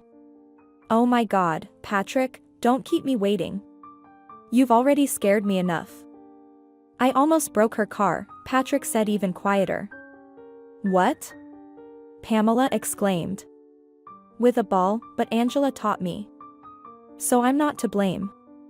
I'm not the one who did it, he quickly added without looking her in the eyes. It's not good to shift the blame onto others, Pamela said reproachfully. Especially onto girls. So, some Angela played with the ball, and you, my son, a football player, stood aside. I won't believe it for a second. Now, start from the beginning and tell me everything. Angela and I were playing soccer, Patrick began meekly. Not on the field, but on the playground. The older kids had taken over the field. And is this playground near the parking lot? Pamela guessed. Not exactly, but I kicked the ball really hard, Patrick confessed. Angela taught me, showed me a special trick shot. Oh, that Angela. Pamela sighed. All right, I understand now. I'll stand up for you. We'll get through this. Deep down, Pamela wasn't all that confident in her words. She hadn't been to the school in a long time and hadn't interacted with teachers. She wasn't the model mother that people usually think of. Now she felt like a misbehaving schoolgirl and had no idea how she would explain her son's prank. Patrick stared at the ground. The school called her later that evening. Patrick's homeroom teacher, Ms. Gina, spoke with such horror in her voice, as if the kids had started a fire at the school. It's a nightmare. A real nightmare, she repeated with a sigh. Your son is behaving like a juvenile delinquent. And what if he hit someone on the head with that sword? Can you imagine what could have happened? Pamela didn't even try to interrupt to defend Patrick. She knew it would be useless. She waited for a moment when Ms. Gina paused in her exasperation. Then she asked, when should I come? What distressed Pamela the most was the fact that she would have to take time off work. She didn't want to wait until the evening, the school principal didn't want to wait either. Pamela's practical mind, used to calculating everything and balancing debit with credit, estimated all the losses from this unplanned absence. She only found consolation in the thought that she was fulfilling her motherly duty. She needed to allocate time not just for work, but also for Patrick. She wouldn't lose much from a couple of hours. The thought of Jessica's words came to her at the most inconvenient time. Lost in the pursuit of money, she might have been neglecting her son. It's not too late to come to your senses, Pamela reassured herself. I'll make up for it. However, in front of the principal's office, Pamela was nervous. She wasn't immediately admitted, she was told to wait for the other parent, Angela's father. Apparently, Ms. Brenda wanted to save time and reprimand both parents at once. But this unnerved Pamela even more. Not only did she have to take time off work, but now she had to wait for this irresponsible guy. According to Pamela's calculations, Angela's father was already 10 minutes late. With each passing minute, her irritation grew stronger. Finally, footsteps echoed in the corridor, and a tall, blonde man appeared from around the corner, followed by a skipping girl who looked remarkably like him. A true fairy with curls. However, this fairy's face was overly mischievous, one shouldn't expect harmless wonders from her. Patrick concluded the procession, explaining something to the girl. Pamela immediately understood who was in front of her and asked the man somewhat irritably. So, I assume you're Angela's father? Yes. And you must be Patrick's mother, the stranger replied in the same tone. His eyes were smiling, it seemed like he didn't feel any terror from facing the stern principal. He didn't seem to be taking the situation seriously at all, he found the whole thing amusing. You guessed right. Pamela replied, feeling a bit embarrassed. I'm Pamela. The stranger shook her hand. Steve. Very pleased to meet you. Pamela felt extremely awkward. She had barely said anything, but everything that had been said seemed utterly foolish to her now. Shall we go to the office then? She hesitantly suggested. Let's not postpone this unpleasant meeting. Unpleasant is certainly the right word.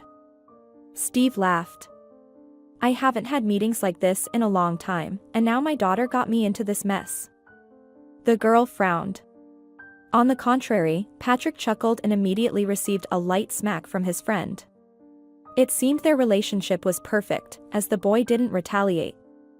At least I raised him well in that regard. Pamela thought with pride as he opened the door. The meeting with the principal completely justified her apprehensions.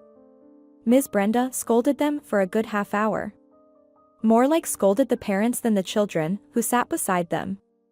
That was understandable. In the principal's office, both Patrick and Angela were as quiet as mice. Pamela couldn't even get a word in to defend her son. "You need to take care of your children," Ms. Brenda admonished, concluding her speech. "What did you think? You give birth and the school takes care of everything? No, my dears. The responsibility lies with you." "You're absolutely right." Steve nodded, continuing to smile amiably. "I was thinking that after today's fiasco, I need to enroll my Angela in a football club. Well, and of course, take care of her upbringing. That's the first priority, you can be sure." Ms. Brenda's face twisted as if she had just eaten a lemon. Pamela barely held back her laughter. The statement was so unexpectedly comical that it immediately lightened her mood. "Why did you say that?" she asked when the whole group had left the office. The principal was about to explode with indignation. "I wanted to interrupt that pompous monologue," Steve replied. "I felt it was dragging on too long, and I had to get back to work. I didn't have any other idea to stop that tirade." Pamela jumped slightly and glanced at the wall clock. "Right, work," she exclaimed. "Well, kids. Your principal speaks in such a way that she forgets about everything else and hypnotizes others. Need a ride?" the man asked. "I'd be very grateful," Pamela answered with hesitation. "But I feel bad about inconveniencing you." "Nonsense. I'm driving anyway," Steve brushed it off. "Let's go. And you, brave football players, try to be a bit more restrained. Yes, Angela, don't look away. I'm talking to you now. I'm tired of going to school and getting reprimands for your behavior." "Sorry, Dad. I won't do it again." "Well, I believed you." The man sighed. "Okay. Go to your classes. Maybe you'll learn something new today. Besides how much your principal's car costs and what threat we face if you at least dent it. That goes for you too," Pamela sternly told her son. "Understand?" "Yeah, I got it. I got it," Patrick replied. "Now go to your job already." Pamela kissed him on the cheek, causing her son to grimace irritably, and hurried after Steve. "What should I do with him? I'm at a loss," she complained as they walked to the car. "I work all day. How can I take care of my son?" "Tell me about it," the man nodded. "I have the same issues. As far as I know, your Patrick is doing well academically, while my Angela is only interested in drawing. It would be great if she grows up to be Picasso. So, I guess my efforts weren't in vain." "Wait, you know my son is doing well academically?" Pamela asked in surprise. "How? Is Patrick a local celebrity?" Steve smirked. "My daughter only talks about school when it's about your son. Sometimes, I think their relationship is more than just friendship." "At 9 years old? Please, not that," Pamela mumbled. "I don't even have time for broken windows, let alone this." The understanding man nodded. "I completely understand. Hopefully, by the time they decide to get married, school will be a thing of the past." Steve's car turned out to be an old foreign-made vehicle, worn by life, but rather clean and pleasant. Pamela sat in the front seat and timidly provided her office address. "We'll be there in no time," Steve promised as he started the engine. "Thank you, Mr. Steve." Pamela thanked him. "Just Steve," Angela's father corrected her. "Let's keep it informal, and it's no trouble at all to give you a ride. I'm going that way anyway, and I'm not in a rush. I'll have to explain to my boss why I'm running late." "Just like me," Pamela nodded. "Why didn't Angela's mother come instead of you? If it's difficult for you to take time off?" "I'm a widower," Steve replied. "My wife passed away a few years ago." "I'm sorry." Pamela blushed. I couldn't have even guessed. Please forgive me. It's okay. It took me a while to get used to it too. Now I've come to terms with it. For the rest of the journey, Pamela preferred to stay silent, chastising herself for her ignorance. How could she not realize that there must be a reason the man attended school events? As Pamela recalled from past parent-teacher meetings she had attended when she was more involved in school life, there were only women present, and the few men were usually grandfathers who were overwhelmed by the active ladies of the parent committee. Exiting the car, Pamela smiled at her new acquaintance. Thanks again, Steve, and good luck with your daughter. Likewise. The man nodded. Good luck with your son too. Something tells me that dealing with these two will be quite a challenge. Entering her office, Pamela still had a smile on her face. The trip to school wasn't as terrifying as she had imagined. At the office door, a curious colleague greeted her, one of those gossip mongers who always stirred up everyone's business and loved to be up to date with the latest news. Pamela. Who was that? She inquired. I saw you from the window. What an interesting man. Interesting, Pamela agreed. But unfortunately, he's just a taxi driver. Nothing special. A taxi driver? The gossip repeated. Well, you've disappointed me. Although, I wouldn't have let that driver go so easily. She walked away, tilting her chin proudly, and Pamela shook her head with fatigue. What thoughts crossed these people's minds? To Pamela, Steve turned out to be a pleasant conversationalist, with no romantic intentions towards him. Moreover, the chances of meeting a man were practically non-existent for her. Except perhaps accidentally in town or if Patrick and Angela still hurt the school principal's car. But then, they and Steve wouldn't have time for romance. There would be more important matters to attend to. Workdays flowed just like before, without unnecessary excitement or surprises. Pamela went from one job to another and nearly forgot about Steve until Patrick reminded her. Mom. Can we talk? He asked one evening when she was getting ready to go to the hair salon. Pamela looked at her son with trepidation. What is it? Did you break something again? Mom. Do you really think of me as some kind of delinquent? Patrick protested. Everything's fine at school. No one's calling you in. Well, thanks for that. Pamela sighed. So, what happened? Nothing special, the boy replied.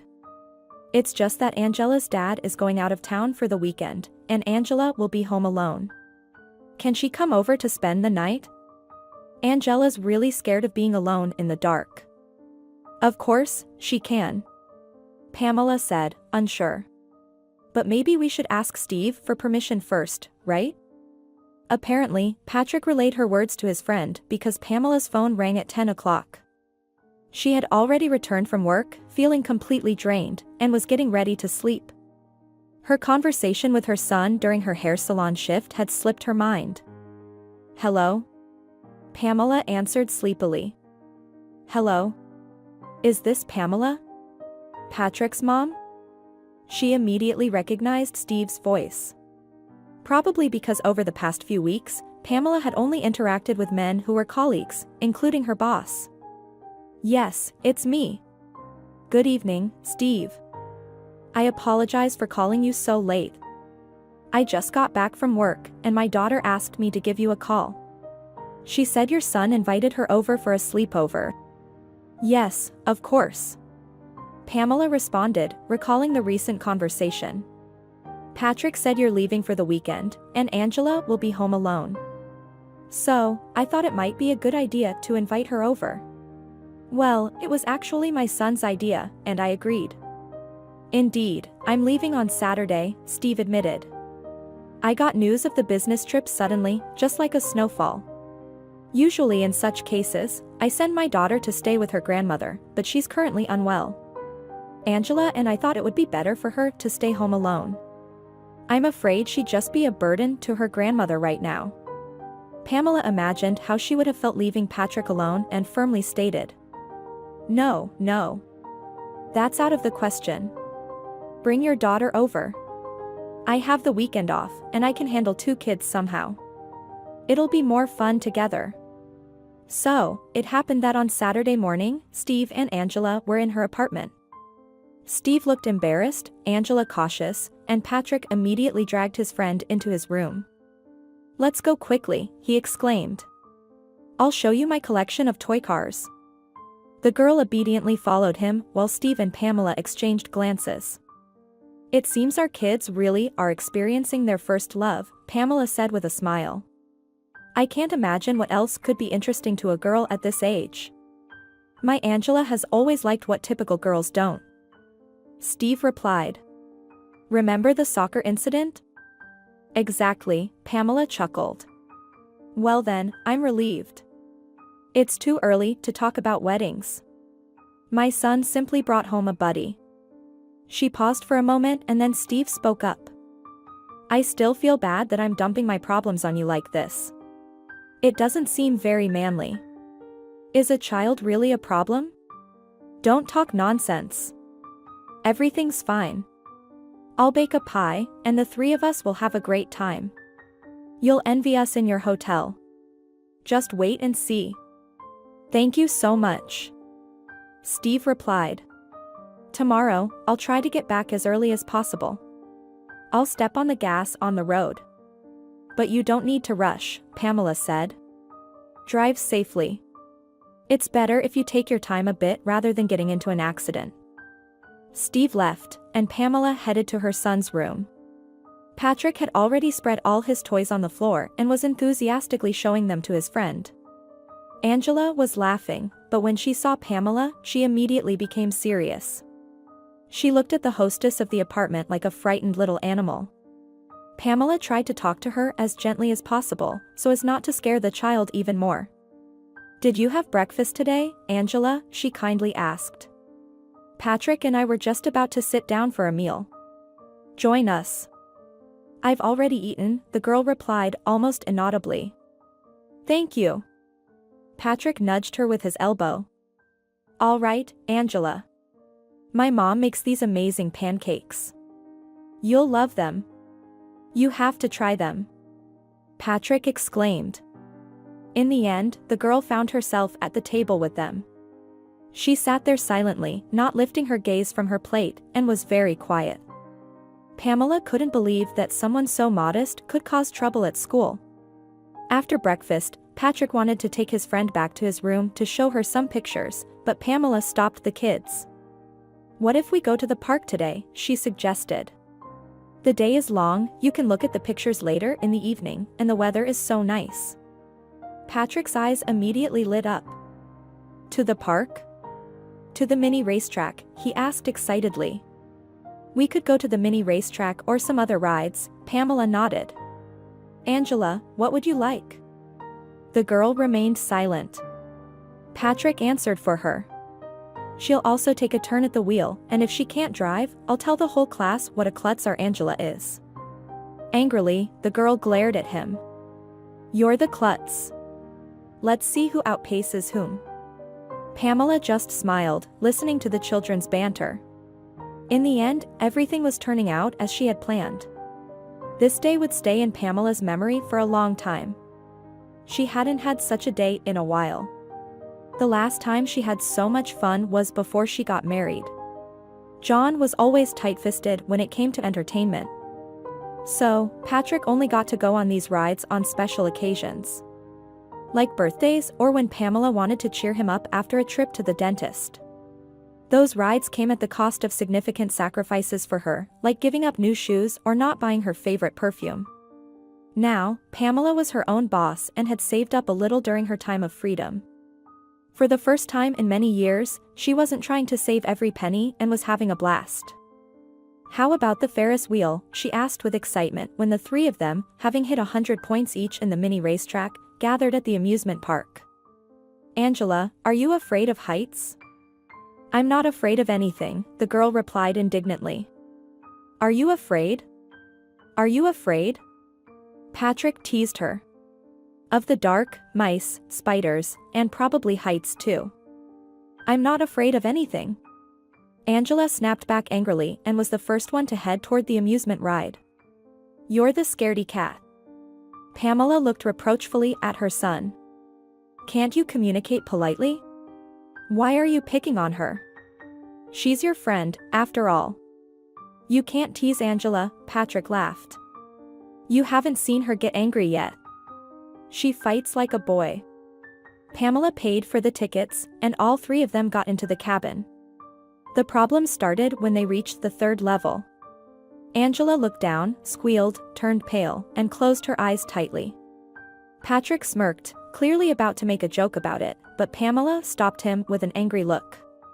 She glanced at her son so expressively that he understood everything without words and wisely chose to keep his mouth shut. Apparently, he realized that in this case, even his kind mother wouldn't hold back from disciplining him. Pamela sat next to Angela and took her hand. Don't be afraid, we're all here together. Open your eyes, she reassured. The girl shook her head frantically. Pamela whispered. Look at the sky.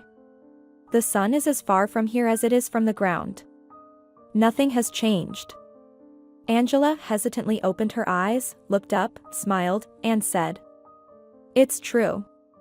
Just like that. Oh, look at that funny crow, it looks scruffy. Crows aren't scruffy. They don't have fur, Patrick grumbled, but no one paid any attention to him. Throughout the rest of the ride, Angela held onto Pamela's hand so tightly that it started to hurt.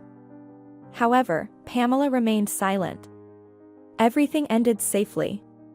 So, should we go to a cafe and then home?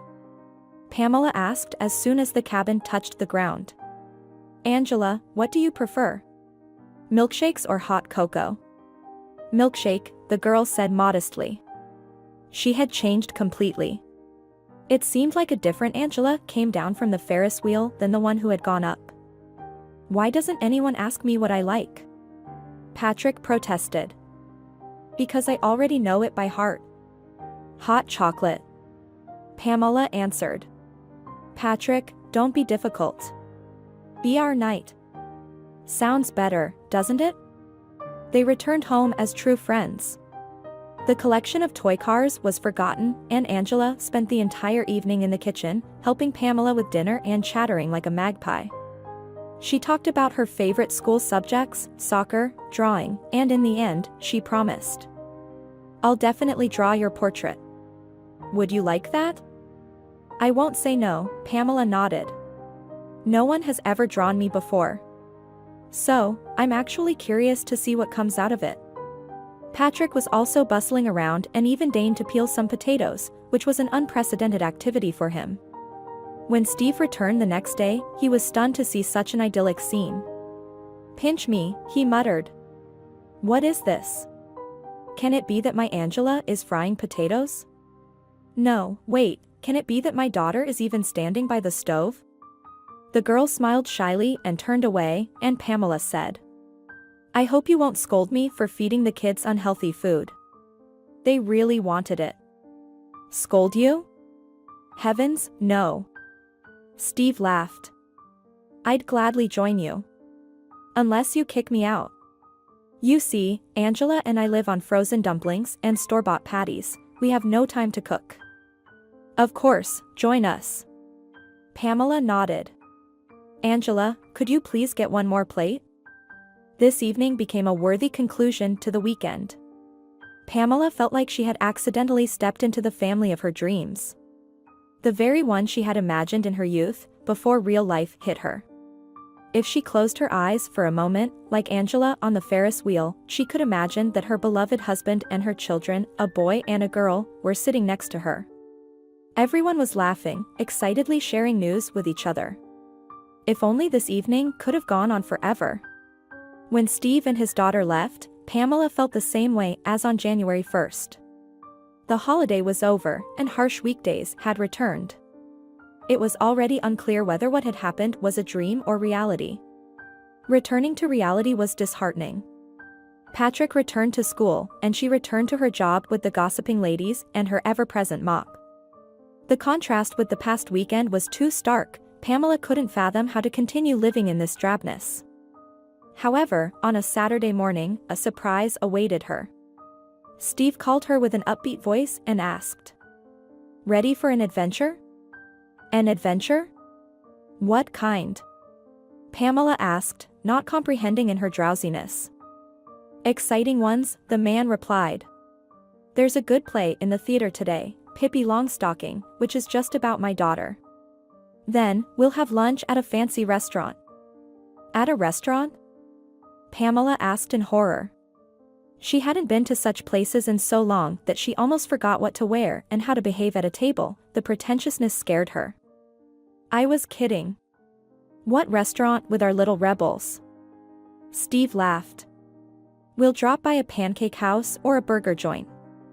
Whatever suits your taste. Are you in? Of course, yes. Pamela blurted out without thinking, immediately covering her mouth with her hand, but it was too late. There was no way to take back what she had said. But Pamela didn't want to take anything back. Her heart was singing again, just like during the previous weekend. This day went by magically. During the play, Pamela laughed so hard that her stomach hurt, and at the pancake house, Patrick and Angela managed to smear themselves with raspberry jam from head to toe. Dropping them off at home, Steve gave a shy smile. I hope you enjoyed this day, he asked. Hope? It was the best day of my life. Pamela exclaimed. Then let's meet again next Saturday? Steve asked. Of course, Pamela nodded. She didn't even consider giving a negative answer.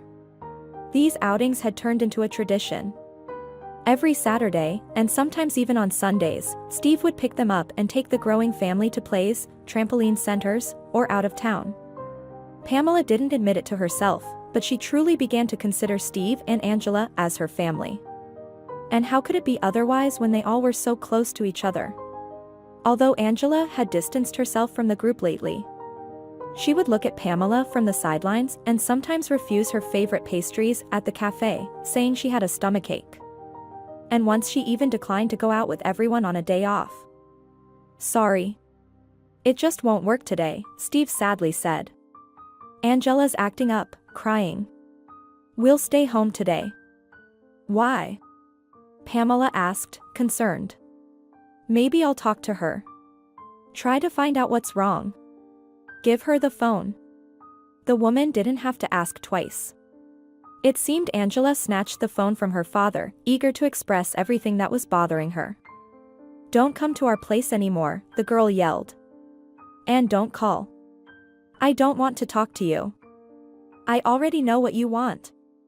You want my dad. You want to take him away from me. Marry him, but I won't give him to you. My dad belongs only to me. Do you understand that? Upon hearing these words, Pamela was completely speechless. The girl continued crying on the phone, and then Steve took the phone back from her. Apologies for that, he said, embarrassed. It seemed that Steve was just as uncomfortable as Pamela was. No, it's okay.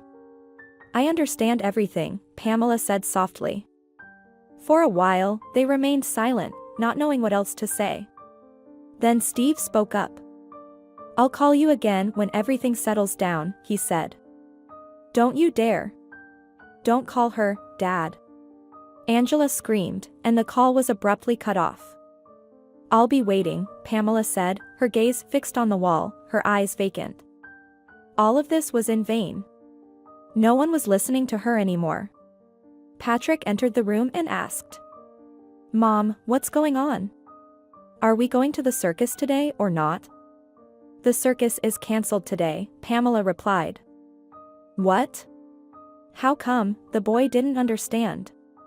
Are we going next weekend then? Most likely, we won't be going at all, Pamela answered her son, not knowing how to explain to Patrick what was causing the commotion. At first, she was indignant, blaming Angela in her heart. How could she imagine such outrageous nonsense? But then she realized that the girl understood everything better than she did.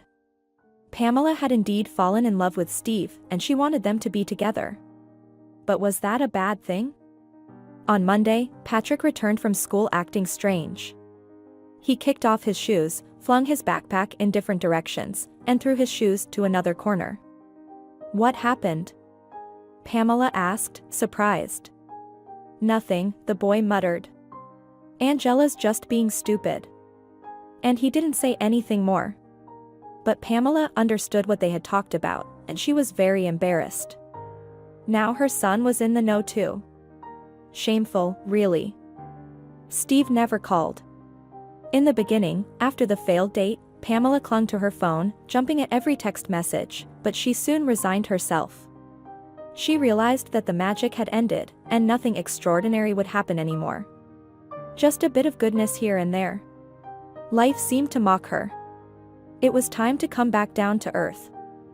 And Pamela did return. But who would know how difficult it was? Day by day, she would remember their summer outings. Sometimes she found crumpled theater tickets at the bottom of her purse or photos on her phone.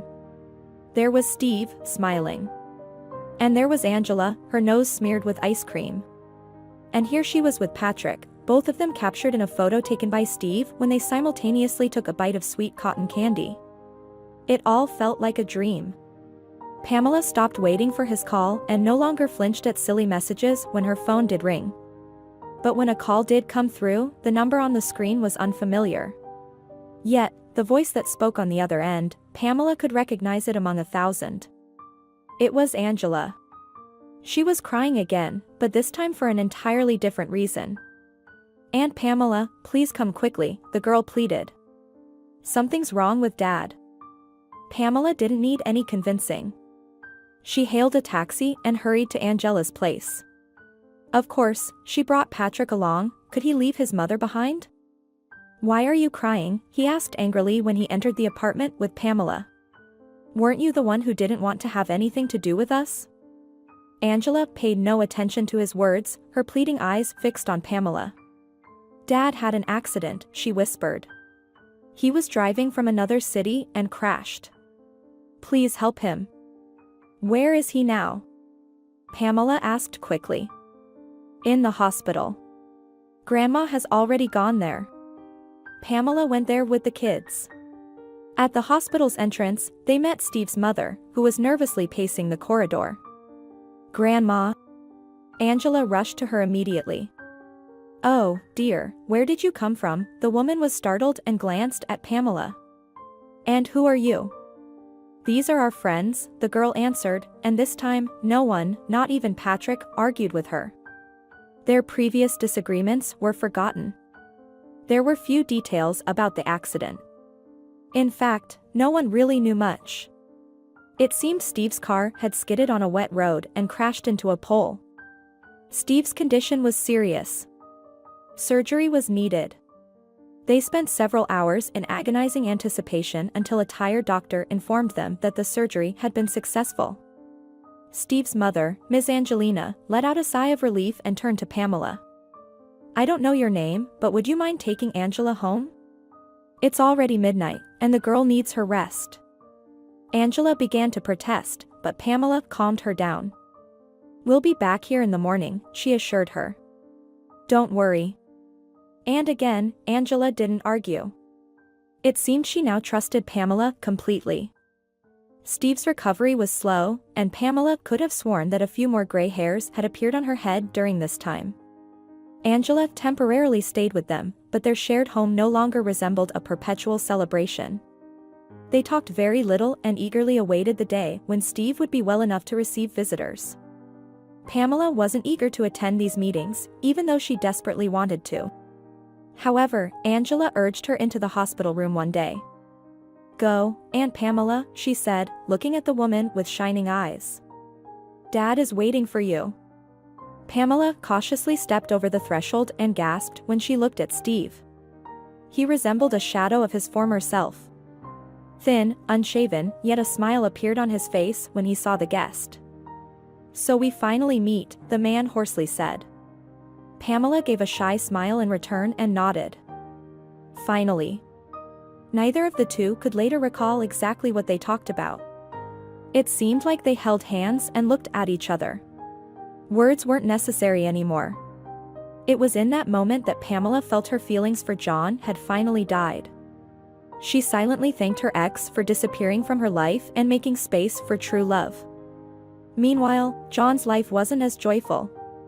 He was living in Miranda's mansion. He had long abandoned his mundane office job and become the manager of a restaurant. It seemed like all his dreams had come true. However, something was still amiss. John realized what that something was when he overheard a conversation between two waitresses. "Why are you wearing such a short skirt?" one of the girls asked the other with a smirk. "Are you trying to charm John?" John was about to feel flattered that he was still the center of attention, but he didn't get the chance. The second waitress was almost offended by her friend's assumption. "Him?" she asked in a dissatisfied tone. "That lover of old women?" "Sorry, but I'm not interested in sugar daddies, and they aren't interested in me. Besides, John himself is past his prime. But that young man who drops by for coffee sometimes, he's really something. Have you seen his car?" John didn't listen any further. His cheeks were burning, and he could hardly wait for the workday to end. He barked at the waitstaff more than usual, and he even brought one of the waitresses to tears. He returned home that day in a foul mood. "You're late," Miranda reproachfully said. "Did you forget that we were going to the ballet tonight?" "I've had enough ballet for a lifetime," John grumbled, jumping around like a puppet. "I only lack the ballet tights." "Why was your phone off?" Miranda asked. John looked at her in surprise. "Are you not hearing me at all? Can't you see I'm in a bad mood?" "You've been in a bad mood lately all the time," Miranda said angrily. "You're going around like some Pierrot, a crybaby. Go to your ballet yourself." John couldn't hold back. "I'm fed up with all of this. Your ballet, your operas. It's all just a show." He was truly tired of it all. The endless pretentiousness, the grandiose conversations. Miranda's friends, who giggled and hushed when he entered the room. Now he had a suspicion of what they were talking about. Miranda was almost suffocating from indignation. "Are you tired?" she asked. "Is there nothing else that's bothering you, my dear? Not the money, not the resorts, not the gold watch on your wrist. Have you forgotten who dresses you and feeds you? From what filth I pulled you out, you ingrate. Yes, you should be grateful to me, indebted for life." John stormed out of the mansion as if scalded. His face was still burning, but this time not from shame, but from anger. He got into his car and drove aimlessly. However, he couldn't escape his own thoughts. He looked at the steering wheel that he was gripping, at the signet ring on his finger, at his shoes. All of it really belonged to Miranda. He didn't own anything of his own. John didn't even understand how he ended up at the familiar 5-story building. Probably out of habit. He used to drive this route often. He sat in the car for a while, lost in thought, and then made up his mind. "She won't turn me away," he thought. "She won't dare. After all, Patrick is my son. They don't have the right." The intercom, as before, didn't work. It was a normal occurrence. John went up to the 5th floor. He nervously smiled, looking at the door with a scratch near the lock, once left by Patrick. He hesitated for a couple of moments, but eventually rang the doorbell. The door was opened by an unfamiliar man, blond and taller than John. He smiled and asked, "Who are you?" John remained silent. The stranger wore home slippers on his feet, had an apron over his tracksuit, and flour-covered hands. He felt at home here. And John was a stranger. "Sorry. I must have made a mistake," John said in a hoarse voice and started to descend the stairs. The door closed behind him. John thought he could hear children's voices and Pamela's laughter coming from the apartment. It seemed his wife had never been happier.